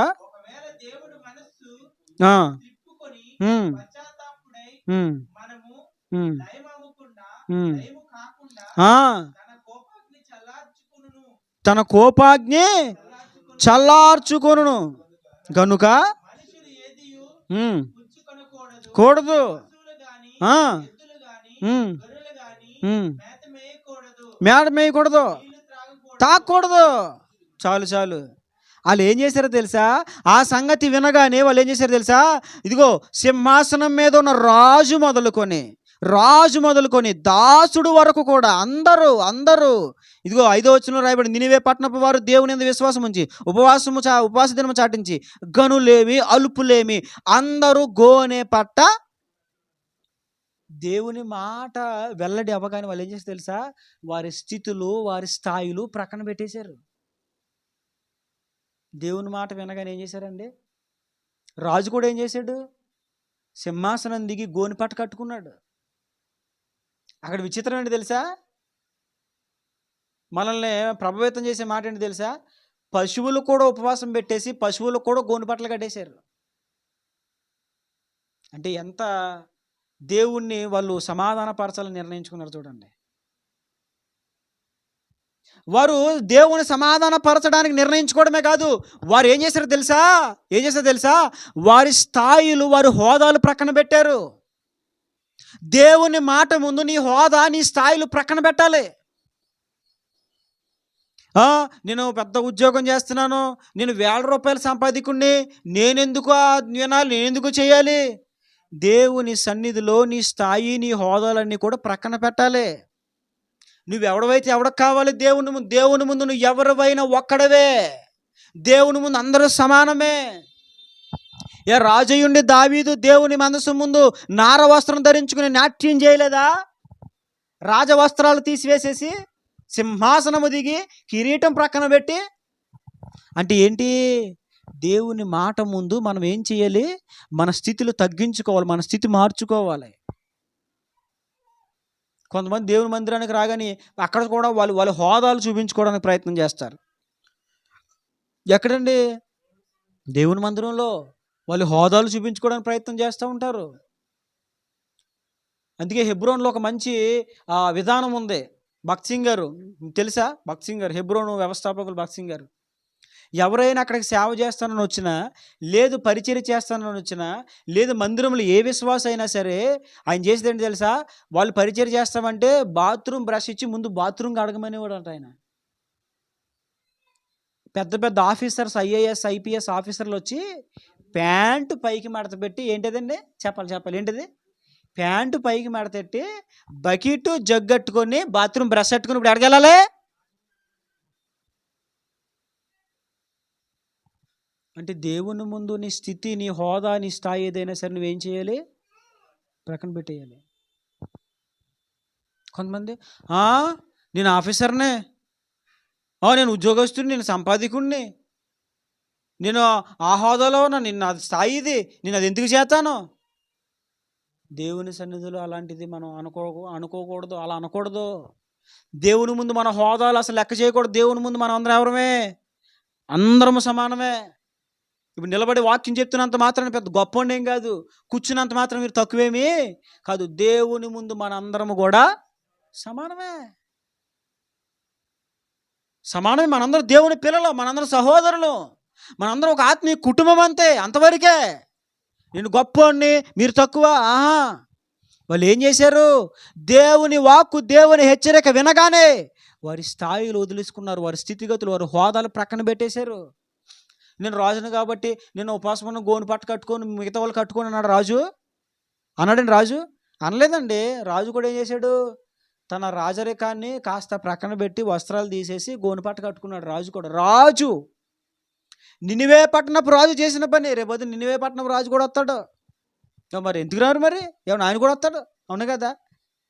ఆ రాజుగారు ఆ రాజ్య పరిపాలన కాలంలో ఈ యోనా హెచ్చరిక వినబడినటువంటి ఆ కాలంలో ఎంతమంది ప్రజలైతే ఉన్నారో వాళ్ళందరూ కూడా వస్తారు రోజున. నినివే రాజు అంటాడు, నేను రాజు ఉన్నప్పుడు కూడా నాయనా గోని పట్ట కట్టాను అబ్బాయి, నువ్వేం కట్టావు, నీ హోదా వదిలేవా దేవుని దగ్గర అని అడుగుతాడు రేపొద్దున్న. దేవుని మాటకు లోబడ్డ నీ హోదా అడ్డొచ్చిందా? దేవుని మాటకు లోబడ్డ నీ ఉద్యోగం అడ్డొచ్చిందా? నీ స్థాయి అడ్డొచ్చిందా? నీ స్థితి అడ్డొచ్చిందా? దేవుని మాటకు లోబడటానికి నీకు ఏది అడ్డొచ్చినా దాన్ని నువ్వేం చేయాలి? ప్రక్కన పెట్టాలి. నేను ఇది చేయను. ఏంటి, నేను ఉద్యోగం చేసి నేను తుడవాలి ఇక్కడ, నేను కడగాలి ఇక్కడ. పొద్దున్న నేను ఉల్లిపాయలు తొక్కలు ఒలిచాను నేనే. అవునా కదా? ఇది ఈవిడే ఉన్నారు. పొద్దునని కాదు, ఏదో ఒక పని నాకున్న అనుకూలతను బట్టి పని చేసుకుంటూ, నేను బట్టలు ఐరన్ చేసుకునే క్రమంలో, రెడీ అయ్యే క్రమంలో నేను కూడా ఏదో ఒక చెయ్యేస్తాను పనిలోని. అంటే దేవుని పరిచర్య నేను చేస్తే నాకు ఆశీర్వాదమే. అవునా కదా? శుక్రవారం ప్రార్థన జరుగుతుంది. ఒక 3-4 వారాల మేటలు నేనే వేసివ్వండి శుక్రవారం ప్రార్థనకి రాత్రి. చక్కగా ఆఫీసర్లో వచ్చి కూర్చున్నారు మా వాళ్ళు. పోనీ మంచిదే, వాళ్ళు ముందు రాలేదు కాబట్టి వేసాను నేను. నేనేసిదంటే వాళ్ళు వేసుకోవాలి. నేను సేవకుణ్ణి, నేను చేస్తే నాకు ఆశీర్వాదం అండి. మీరు చేస్తే మీకు ఆశీర్వాదం. ఎవరు దేవుని మాటకు లోబడితే వారికి అది ఆశీర్వాదం. వాళ్ళు ఏం చేశారో తెలుసా? వారి స్థాయి, వారి హోదాలు ప్రక్కన పెట్టేశారు. అంతేకాదు వాళ్ళు చేసిన పని ఏంటి తెలుసా? మనస్ఫూర్తిగా చూడండి, అక్కడ మీకు ఆ వాక్యాన్ని కూడా మనం చదువుదాం. 9వ వచనం, మనుషులందరూ తమ దుర్మార్గతలను విడిచి తాము చేయు బలాత్కారమును మానివేయవలనని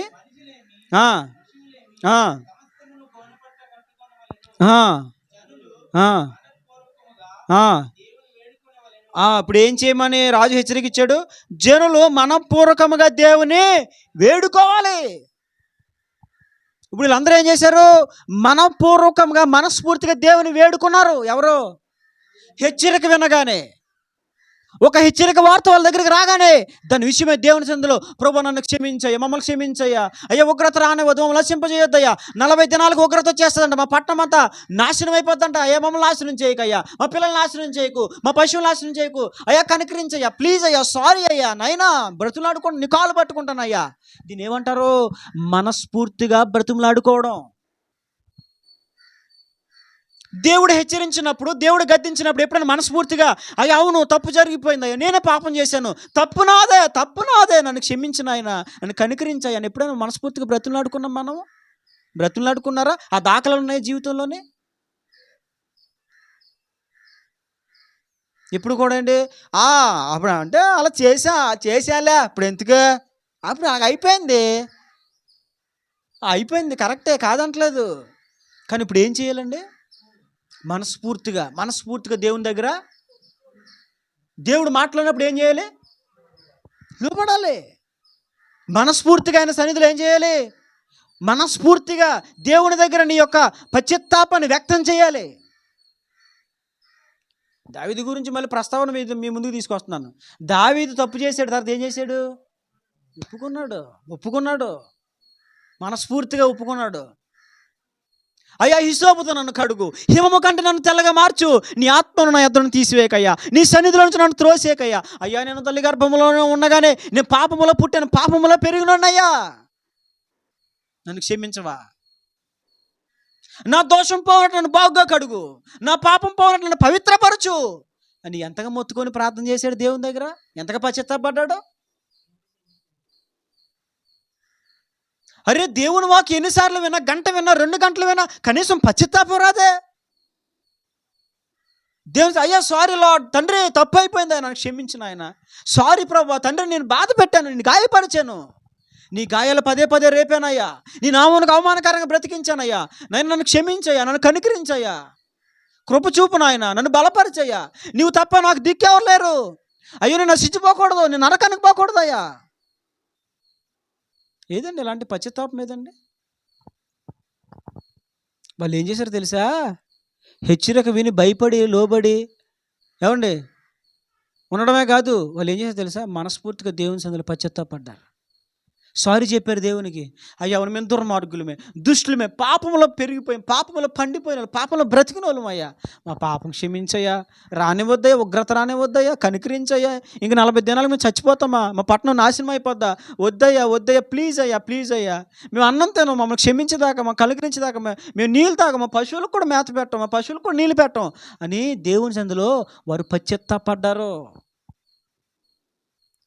నువ్వు చేసిన పాపము నిమిత్తమై దేవుడిని గద్దించినప్పుడు నువ్వు కూడా ఏం చేయాలి? పశ్చాత్తాపడాలి. నేను ఒకప్పుడు చెడిపోయినోడినే, యవ్వన కాలంలో బ్రతుకు బాగు చేసుకున్నవాడిని. కానీ నేను చేసింది తెలుసా? దేవుని దగ్గర పశ్చాత్తాపడ్డాను. అవునయ్యా, తప్పు చేశాను, పొరపాటు చేశాను, నీకు విరోధంగా బ్రతికాను నాయన, నీ గాయములు రేపాను తండ్రి. నేటికి కూడా నా వ్యక్తిగత ప్రార్థనలో నేను ప్రతిరోజు కూడా నేను ప్రార్థన చేసుకుంటాను. ఏమన్నా తెలుసా? ప్రభా, పూర్వం చెడిపోయినోడిని, ఎన్నోసార్లు నేను బాధ పెట్టాను, ఎన్నోసార్లు నీ గాయాన్ని రేపాను, ఎన్నోసార్లు నీ నామానికి అవమానకరంగా నేను బ్రతికాను. 10వ తరగతిలో నేను స్లిప్ పెడితే, బెల్ట్ మధ్యలో క్లిప్ మధ్యలో స్లిప్ పెడితే ఇన్సులేటర్ వచ్చి అన్నమాటని తెలుసా? ఇదేనేంట్రా మీరు చెప్పే బోధలో మీరు చేసే ప్రసంగాలు అని అడిగాడు నన్ను. ఎందుకని? తాత పాస్టరో నాన్న పాస్టరో ఇంట్లో నేను చేసేదేంటి? 10వ తరగతి పబ్లిక్కి, ఫ్రీ పబ్లిక్ కాదు. ఏ public? Real public, 10th class public. 10th class public మీరు రాశారా చెప్పండి. మరి స్లిప్ పెట్టారా? పెట్టలేదా? అబ్బో, చాలా నాకంటే మంచోళ్ళు మీరు. మీరు పెట్టారండి? పెట్టారా? అయ్యో బాబా, నా బ్యాచ్. జాషు, నువ్వు పెట్టావా?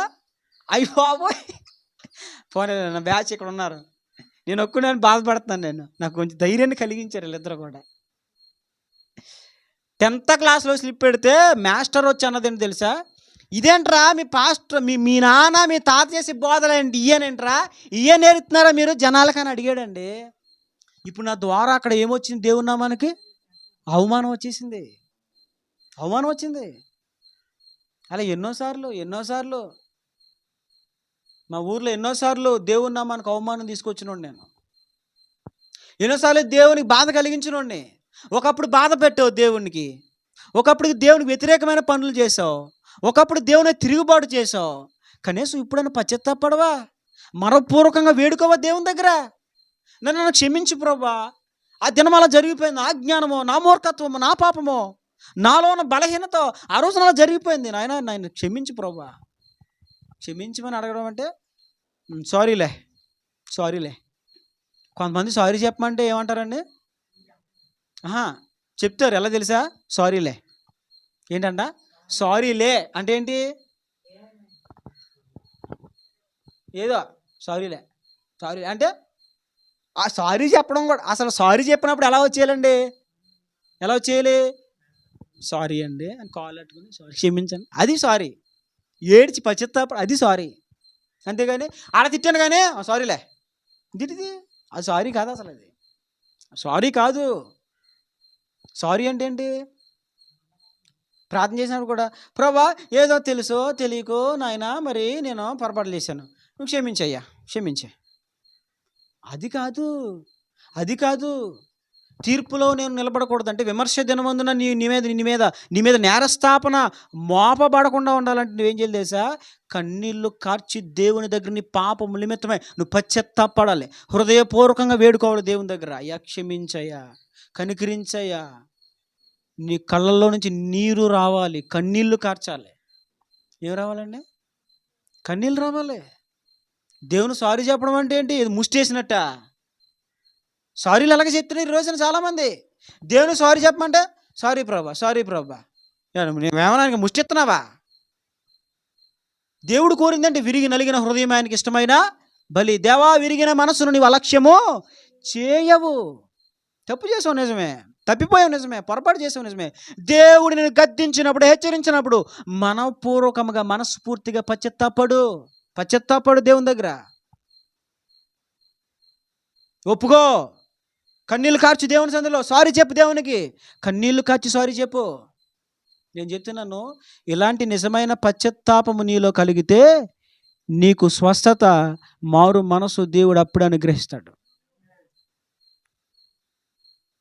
ఇది కన్నీళ్ళు కార్చి దేవుని సన్నిధిలో. నాకు గుర్తుంది 2017లో ఏప్రిల్ మే మధ్యలో నేను 40 దినాలు ఉపవాసం ఉన్నప్పుడు, అప్పుడు నేను అప్పుడు హైదరాబాద్లో అప్పుడే మా అన్నయ్యకి చిన్నకి కొత్తగా మ్యారేజ్ అయింది. ఆ పైన బిల్డింగ్ పైన ఒక ఇది ఉండేది, వాటర్ డ్రమ్ ఉండేది పెద్దది. దాని వెనకాల ఒక చిన్న గ్యాప్ ఉండేది మోకరించడానికి. ఆ వెనక్కి వెళ్ళి దేవుని సన్నిధిలో కన్నీళ్లు కాచి ప్రార్థన చేసేవాడిని.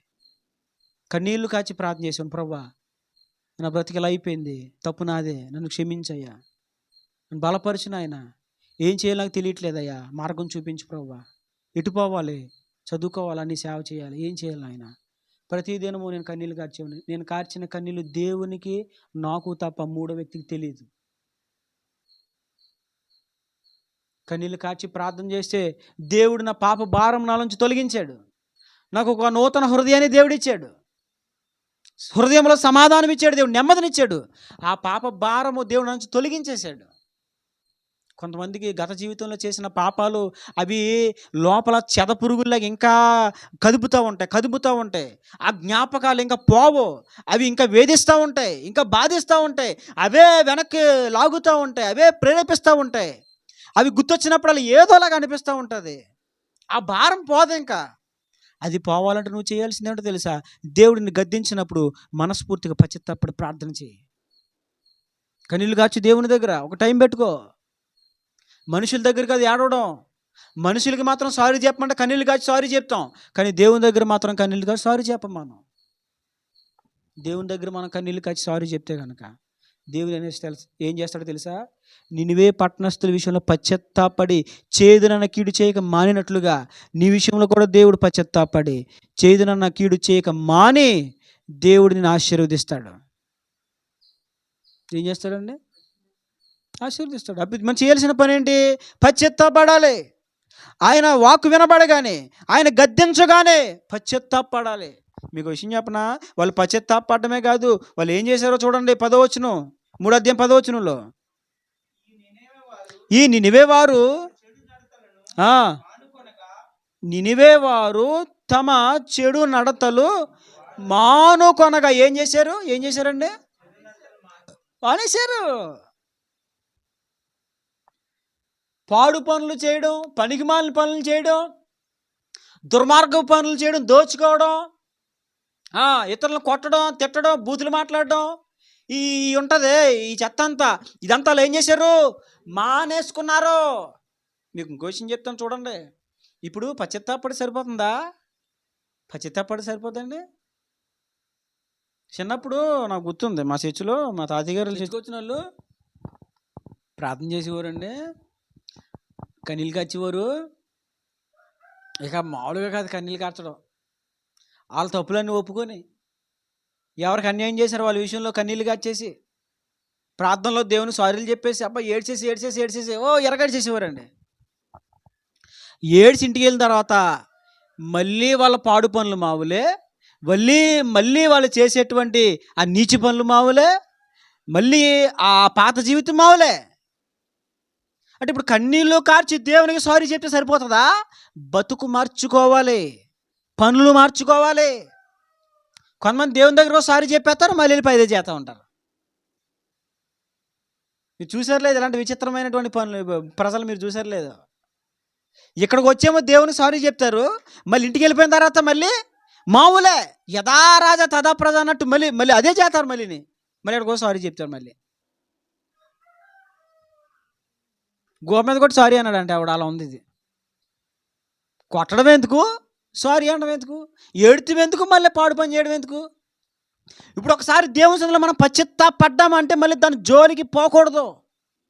వాళ్ళు ఏం చేశారు తెలుసా? పశ్చాత్తాపడి హృదయపూర్వకంగా వేడుకొని ఆ చేసిన పని ఏంటి తెలుసా? వారు చేసినటువంటి చెడు క్రియలు చేయక మానేశారు. వారు చేయుచున్న క్రియలను, తమ చెడు నడతలు మానుకొనగా వారు చేయుచున్న క్రియలను దేవుడు చూచి పశ్చాత్తాప్తుడై వారికి చేదునని తాను మాట ఇచ్చిన కీడు చేయక దేవునికి మహిమ కలుగునుగాక. అంటే మనం ఏం చేయాలి తెలుసా? పశ్చాత్తాపడితే సరిపోదు, పనులు కూడా మార్చేసుకోవాలి. చెడ్డ పనులు చేసాం ఎంతవరకు, ఇక పనులు మనం చేయకూడదు. ఒకప్పుడు తప్పుడు మార్గంలో నడిచావు, ఇంకా నడవకూడదు. ఒకప్పుడు బూతులు మాట్లాడావు, ఇప్పుడు ఇంక మాట్లాడకూడదు. ఒకప్పుడు అబద్ధాలు మాట్లాడావు, ఇప్పుడు మాట్లాడకూడదు. క్రియలు మార్చుకోవడం అంటే ఏంటి? పూర్తిగా వ్యతిరేకమైపోవాలి. పాత జీవితానికి ఇప్పటి జీవితానికి పూర్తిగా తేడా వచ్చేయాలి. నిన్ను చూడగానే అందరూ ఏమన్నా తెలుసా? ఒరే వీడి మాటలు మారిపోయినరా, వీడి వస్త్రధారణ మారిపోయిందిరా. మారిపోవాలండి. ఏం మారాలండి? మారిపోవాలి. అన్నీ మారిపోవాలి, మార్పు రావాలి మనం చేసే పనుల్లో. ఒకప్పుడు నేను ర్యాష్గా నడిపేవాడిని కారు, ఇప్పుడు మారిపోయాను. ఒకప్పుడు బండి ర్యాష్గా నడిపేవాడిని, ఇప్పుడు ఏమైపోయాను, తగ్గించేసాను. మనం వెళ్ళాం కదా కారులోని, మీరు ప్రశాంతం కూర్చున్నారు. ఆ పాత స్థితిలో ఉన్నప్పుడు కూర్చున్నారు అనుకో, మీరు ఇంకా అందులో కూర్చొని ఈ బంధము అనుబంధము ఏమంటే అయ్యగారు బంధం విడిపోయేలా ఉందని అంటారు అప్పుడు. ఒకసారి మా ఒకడు నా గురించి మా ఫ్రెండ్స్ చెప్తూ ఉంటే ఒకడు, ఎవరో నీ బండి ఎక్కుతా అంటారు, వాళ్ళు నడుపుతూ ఉంటా, ఎలా నడుపుతూ ఉంటాను అన్నాడు. ఎవరైనా ఇలాగ అన్నారో నేను ఇంక రెచ్చిపోయాడు. ఎందుకని సైతాన్ గడు ఇంకేం చేస్తాడో ఇంకా కీ ఇస్తాడు. ఎవడైనా ఒరే నువ్వు వాళ్ళ నడుపుతూ ఉంటే ఇలా నడుపుతూ ఉంటాను ఎవడైనా ఇలా అన్నాడు ఇంకో ఇంకేమవుతుంది మనకి, మరేంటి ఒకడు వచ్చి నీ బండి ఎక్కుతాను వాళ్ళ నడుపుతూ అంటే సరికి ఇంకా మనకి వచ్చేసింది ఏంటిది, ఉత్సాహంగా సైతాన్ దూరేసాడు. సైతాన్ గడు ఇక లోపలికి రారా అని చెప్పి ఎక్కించుకున్నానండి. ఇది పల్సర్ 180, మీరు చూసారు లేదా, నా పెళ్ళైన కొత్తలో ఉండేది, అక్కడే ఉండేది, అది బ్లాక్ది. ఎక్కించుకున్నానండి. ఎక్కించుకొని చేలగట్ల రోడ్డు ఉంటుందట, అలాగా తీసుకెళ్ళానండి. ఆడి వేసిన కేకలండి, చచ్చిపోయినాడు కూడా ఏడక కేకలు అలా వేసాడు బండి మీద. ఉరే చచ్చిపోనరా, రే పాలుగా చచ్చిపోయినరా, ఊరే ఆపేరా, ఊరే ఆపేరా, ఊరే దించారా, ఊరే ఊరే ఊరే ఆపేరా, భయంకరమైన కేకలేసాడు. ఆడి దిగగానాడు, ఊరే బతుకుతాను అనుకోలేదురా, ఏక నీ బండి ఎప్పుడు ఎక్కండ్రా బాబు అన్నాడు. అర్థమవుతుందండి, అలా నడిపేవాడిని బండి. కానీ ఇప్పుడు అలా లేదు, మారిపోయింది. బండి నడిపే విధానం మారింది, కారు నడిపే విధానం అన్నీ మారిపోయింది. అవే కాదు, మాటలు మారినాయి, చూపులు మారినాయి, కదలికలు మారినాయి, వస్త్రధారణ మారింది. నేను చెప్పాను కదా, వస్త్రాలు కూడా ఆ విపరీతమైనటువంటి ఆ వేషాలతో ఉన్నటువంటి వస్త్రాలు వేసేవాడిని, అడావిడి ఉన్న వస్త్రాలు వేసేవాడిని. ఐరన్ లేనిదే సొక్క వేసుకునేవాడిని కదా అసలు. ఇప్పుడు 7వ తరగతి 8వ తరగతిలోనండి. మా సార్ అన్నాడు, ఏంట్రా నీకు ఆ స్టైల్, ఆ మెయింటెనెన్స్ ఏంట్రా నీకు అని కూడా మటిల్ సార్. మళ్ళీ పాకెట్ దువ్వు అని ఎక్కడా, ఎప్పుడు 7వ తరగతి 8వ తరగతిలోనండి పాకెట్ దువ్వు అని ఇందులో. ఇప్పుడు అన్నీ ఏమైపోయినాయండి, పోయినాయి, మొత్తం పోయినాయి, మొత్తం అన్నీ పోయినాయి. అంటే ఏంటి, పశ్చాత్తాపడితే సరిపోదు, మరి ఏం చేయాలి, క్రియలు మార్చాలి. మార్చేవా, క్రియలు మార్చేవా, నీ క్రియలు మారినాయా, నీ పద్ధతి మారిందా, నీ మాట మారిందా? ఒకప్పుడు ఎకిలిగా ఉన్నావు, ఇప్పుడు మార్చుకున్నావు పద్ధతి. ఒకప్పుడు భయంకరమైన కోపిష్టివి, ఇప్పుడు మార్చుకున్నావు మనసు, కోపిష్టి మనసు పోయిందా? ఒకప్పుడు కుళ్ళి బుద్ధి ఉండేది, ఇప్పుడు పోయిందా? ఒకప్పుడు అసూయ ఉండేది, ఇప్పుడు పోయిందా? అంటే ఏం చేయాలి, మార్చుకోవాలి. క్రియలు ఏం చేశారండి, అప్పుడు దాకా పనికిమాల పనులను చేసేవాళ్ళు, ఇప్పుడు అన్నీ మార్చేసుకుని మంచి పనులు చేయడం మొదలెట్టారు. అప్పుడు దాకా ఏం చేశారు తెలుసా, ఎవడైనా ఒక్కడే దొరికితే వాడు ఆస్తిని దోచేసుకున్నారు, విధవరాలిని దోచేసుకుంటున్నారు, అన్యాయంగా ఎవరినో భార్యను తీసుకొచ్చేసారు. అప్పుడు దాకా చేసిన పనులు అయ్యే వాళ్ళు ఎవరో నినివే పట్టణస్థులు. ఎప్పుడైతే దేవుని ప్రకటన వినబడిందో, అన్యాయంగా ఎవరో భార్యను తీసుకొచ్చినాడు వెంటనే తీసుకెళ్ళి వాళ్ళ భర్తకు అప్పగించేస్తున్నాడు. ఏం చేస్తున్నాడండి, అన్యాయంగా డబ్బులు తెచ్చినాడు పట్టుకెళ్ళి ఇచ్చేస్తున్నాడు. అన్యాయంగా పొలం ఆక్రమించుకున్నాడు, అన్న వెళ్ళిపోయా, ఒరే నీ పొలంలో ఇదిగోరా, నేను ఇలాగ ఒక 2 సెంట్లు వేసేసుకున్నాను రా, ఇదిగో తీసేసుకోరా అని చేస్తున్నాడు. ఇవన్నీ దేవుడు చూసి మురిసిపోయాడు, ఆయన సంతోషపడిపోయాడు. వాళ్ళ క్రియలు చూసి, వాళ్ళ పనులు చూసి, నీ పని చూసి, నీ క్రియ చూసి దేవుడు మురిసిపోవాలి. దేవుడు ఏమైపోవాలండి, మురిసిపోవాలండి, సంతోషపడాలి. ఆయన నీ మీద కోపం పోయానికి పశ్చాత్తాపరాలి. అరే నా కొడుకు మారిపోయాడు, అరే అడు ఎంత మంచిగా ప్రవర్తిస్తున్నాడు, ఇప్పుడు అప్పుడే లేడు, అరే ఈయన నేను ఎందుకు నాశనం చేస్తాను, చేయను ఎందుకు నేను లయం చేయాలి, చేయను. ఎప్పుడు ఆ మనసు వస్తుంది దేవునికి, ఎప్పుడు వస్తుందండి, చెడు క్రియలు మానుకున్నప్పుడు వస్తుంది దేవునికి ఆ మనసు. అప్పుడు నీకు చేదునన్న కీడు చేయక మానే ఆయన నీ విషయమే పశ్చాత్తాపడతాడు. అంటే మనపూర్వకంగా వేడుకోవడమే కాదు, పశ్చాత్తాపడమే కాదు, ఏం చేయాలి, చెడు క్రియలు మానేయాలి. చివరి మాట నేను చెప్పి ముగించేస్తాను, చూడండి. మత్తయి సువార్తలోకి రండి, మూలవాక్యాన్ని ఒకసారి మనం చదువుదాం. మూలవాక్యం చదువుదాం, చూడండి. మత్తయి సువార్త 12వ అధ్యాయం 41వ వచనం.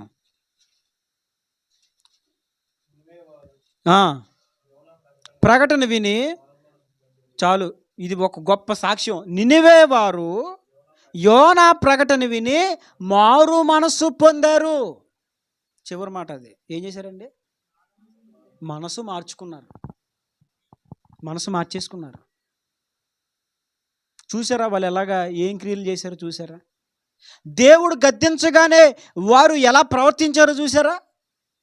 దేవుడు హెచ్చరించగానే తన ప్రవక్త ద్వారా దేవుడు తన వాక్కును పంపగానే విన్న ఒకే ఒక మెసేజ్, కొన్ని సెకండ్ల పాటు వినబడినటువంటి ఆ ఎమర్జెన్సీ, ఆ మెసేజ్, ఆ వార్త, హెచ్చరిక, గద్దింపు వినగానే వాళ్ళు ఏం చేసి తెలుసా? మారు మనసు పొంది మారు మనసు వెంటనే పొందారు. కొంతమంది మారు మనసు అండి ఇక జనవరి 1 నుంచి చూడండి ఎలా ఉంటానో మరి నేను. జనవరి 1 నుంచి, ఇప్పుడు కాదు, జనవరి 1 నుంచి చూడు. కొంతమంది ఏమంటారండి? జనవరి 1 నుంచి చూడాలంట. ఈలోపు ఏం చేస్తావు? ఇంకా ఏదో చేస్తాడు. ఏమి చేయడం కాదు, ఇంకేదో పాడు పని చేస్తాడు. మార్పు చెందమంటే వాయిదాలు, మారు మనసు పొందమంటే ఏం వేస్తారండి? వాయిదాలు వేస్తారు. మారు మనసు పొందమంటే వాళ్ళు ఏం చేశారు? దేవుడు మాట్లాడగానే ఏం చేశారు? వాళ్ళు మారు మనసు పొందారని రాయబడింది బైబిల్లో. వాళ్ళ గురించి రాయబడిన ఒక అద్భుతమైన సాక్ష్యం అది. మారు మనసు ఏంటి? అన్యజనులయ్యుండి, ఎప్పుడు దేవుని ఎరగని ప్రజలయ్యుండి, యోనా ప్రవక్త వెళ్ళి మీ మీదకి ఉగ్రత రాబోతుంది, ఇంకా 40 దినాల పట్టణం నాశనం అయిపోతుంది అనగానే మారు మనసు పొందారు. వాళ్ళు వెంటనే మారు మనసు పొందారు. నాకు చాలా ఆశ్చర్యం అనిపిస్తుంది. ఇప్పుడు చెప్తూ ఉంటే నాకు ఆశ్చర్యం అనిపిస్తూ ఉంది. ఒక్క మెసేజా? ఒక 2-3 మాటలే, 2-3 సెంటెన్స్ అంతే. ఆ 2-3 సెంటెన్స్కే వాళ్ళు ఏం చేశారు? మారు మనసు పొందారండి. మనసు మార్చుకున్నారు. మారిపోయింది వాళ్ళ మనసు. మన మనసు కూడా ఏమవ్వాలండి? మారిపోవాలి. మారు మనసు లేకుండా మనము రక్షణ అనుభవంలోనికి రాలేం. మార్పు లేకుండా మనం మోక్షం చేరలేం. మనకి ఏం కావాలి? మారు మనసు కావాలి. మారు మనసు అంటే ఏంటి? ఇప్పటి వరకు ఆలోచించినట్లుగా ఇక మీదట ఆలోచించకూడదు. మారు మనసు అంటే ఏంటి? ఇప్పటి వరకు చేసినట్లు ఇక మీదట చేయకూడదు. మారు మనసు అంటే ఏంటి? ఇప్పటి వరకు నడిచినట్లుగా ఇక మీదట నడుచుకోకూడదు. మారు మనసు అంటే ఏంటి? ఇప్పటి వరకు అందరితో సంప్రదించినట్లుగా ఇంకా సంప్రదించకూడదు. ఇప్పటి వరకు లౌకికంగా నడిచాం, ఇప్పటి వరకు భౌతికంగా నడిచాం, శరీరానుసారంగా నడిచాం, ప్రకృతి సంబంధంగా నడిచాం, లోకానుసారంగా నడిచాం. ఇక మీద నడవకూడదు. మరి ఎలా నడవాలి? మనసు మార్చుకుని ఇప్పుడు మార్పు చెందిన ఆలోచనలు, దైవ సంబంధమైన ఆలోచనలు చేయాలి. మనసు మారాలి. మరి మనసు మారకపోతే మరి నేరస్థాపన చేయరా? రేపొద్దున నినివే పట్టణస్తులండి. మనసులో మార్పు లేకపోతే నేరస్థాపన చేయరా? ఖచ్చితంగా చేస్తారు. వస్తారు రేపొద్దున, వాళ్ళు నిలబడతారు మన ముందు.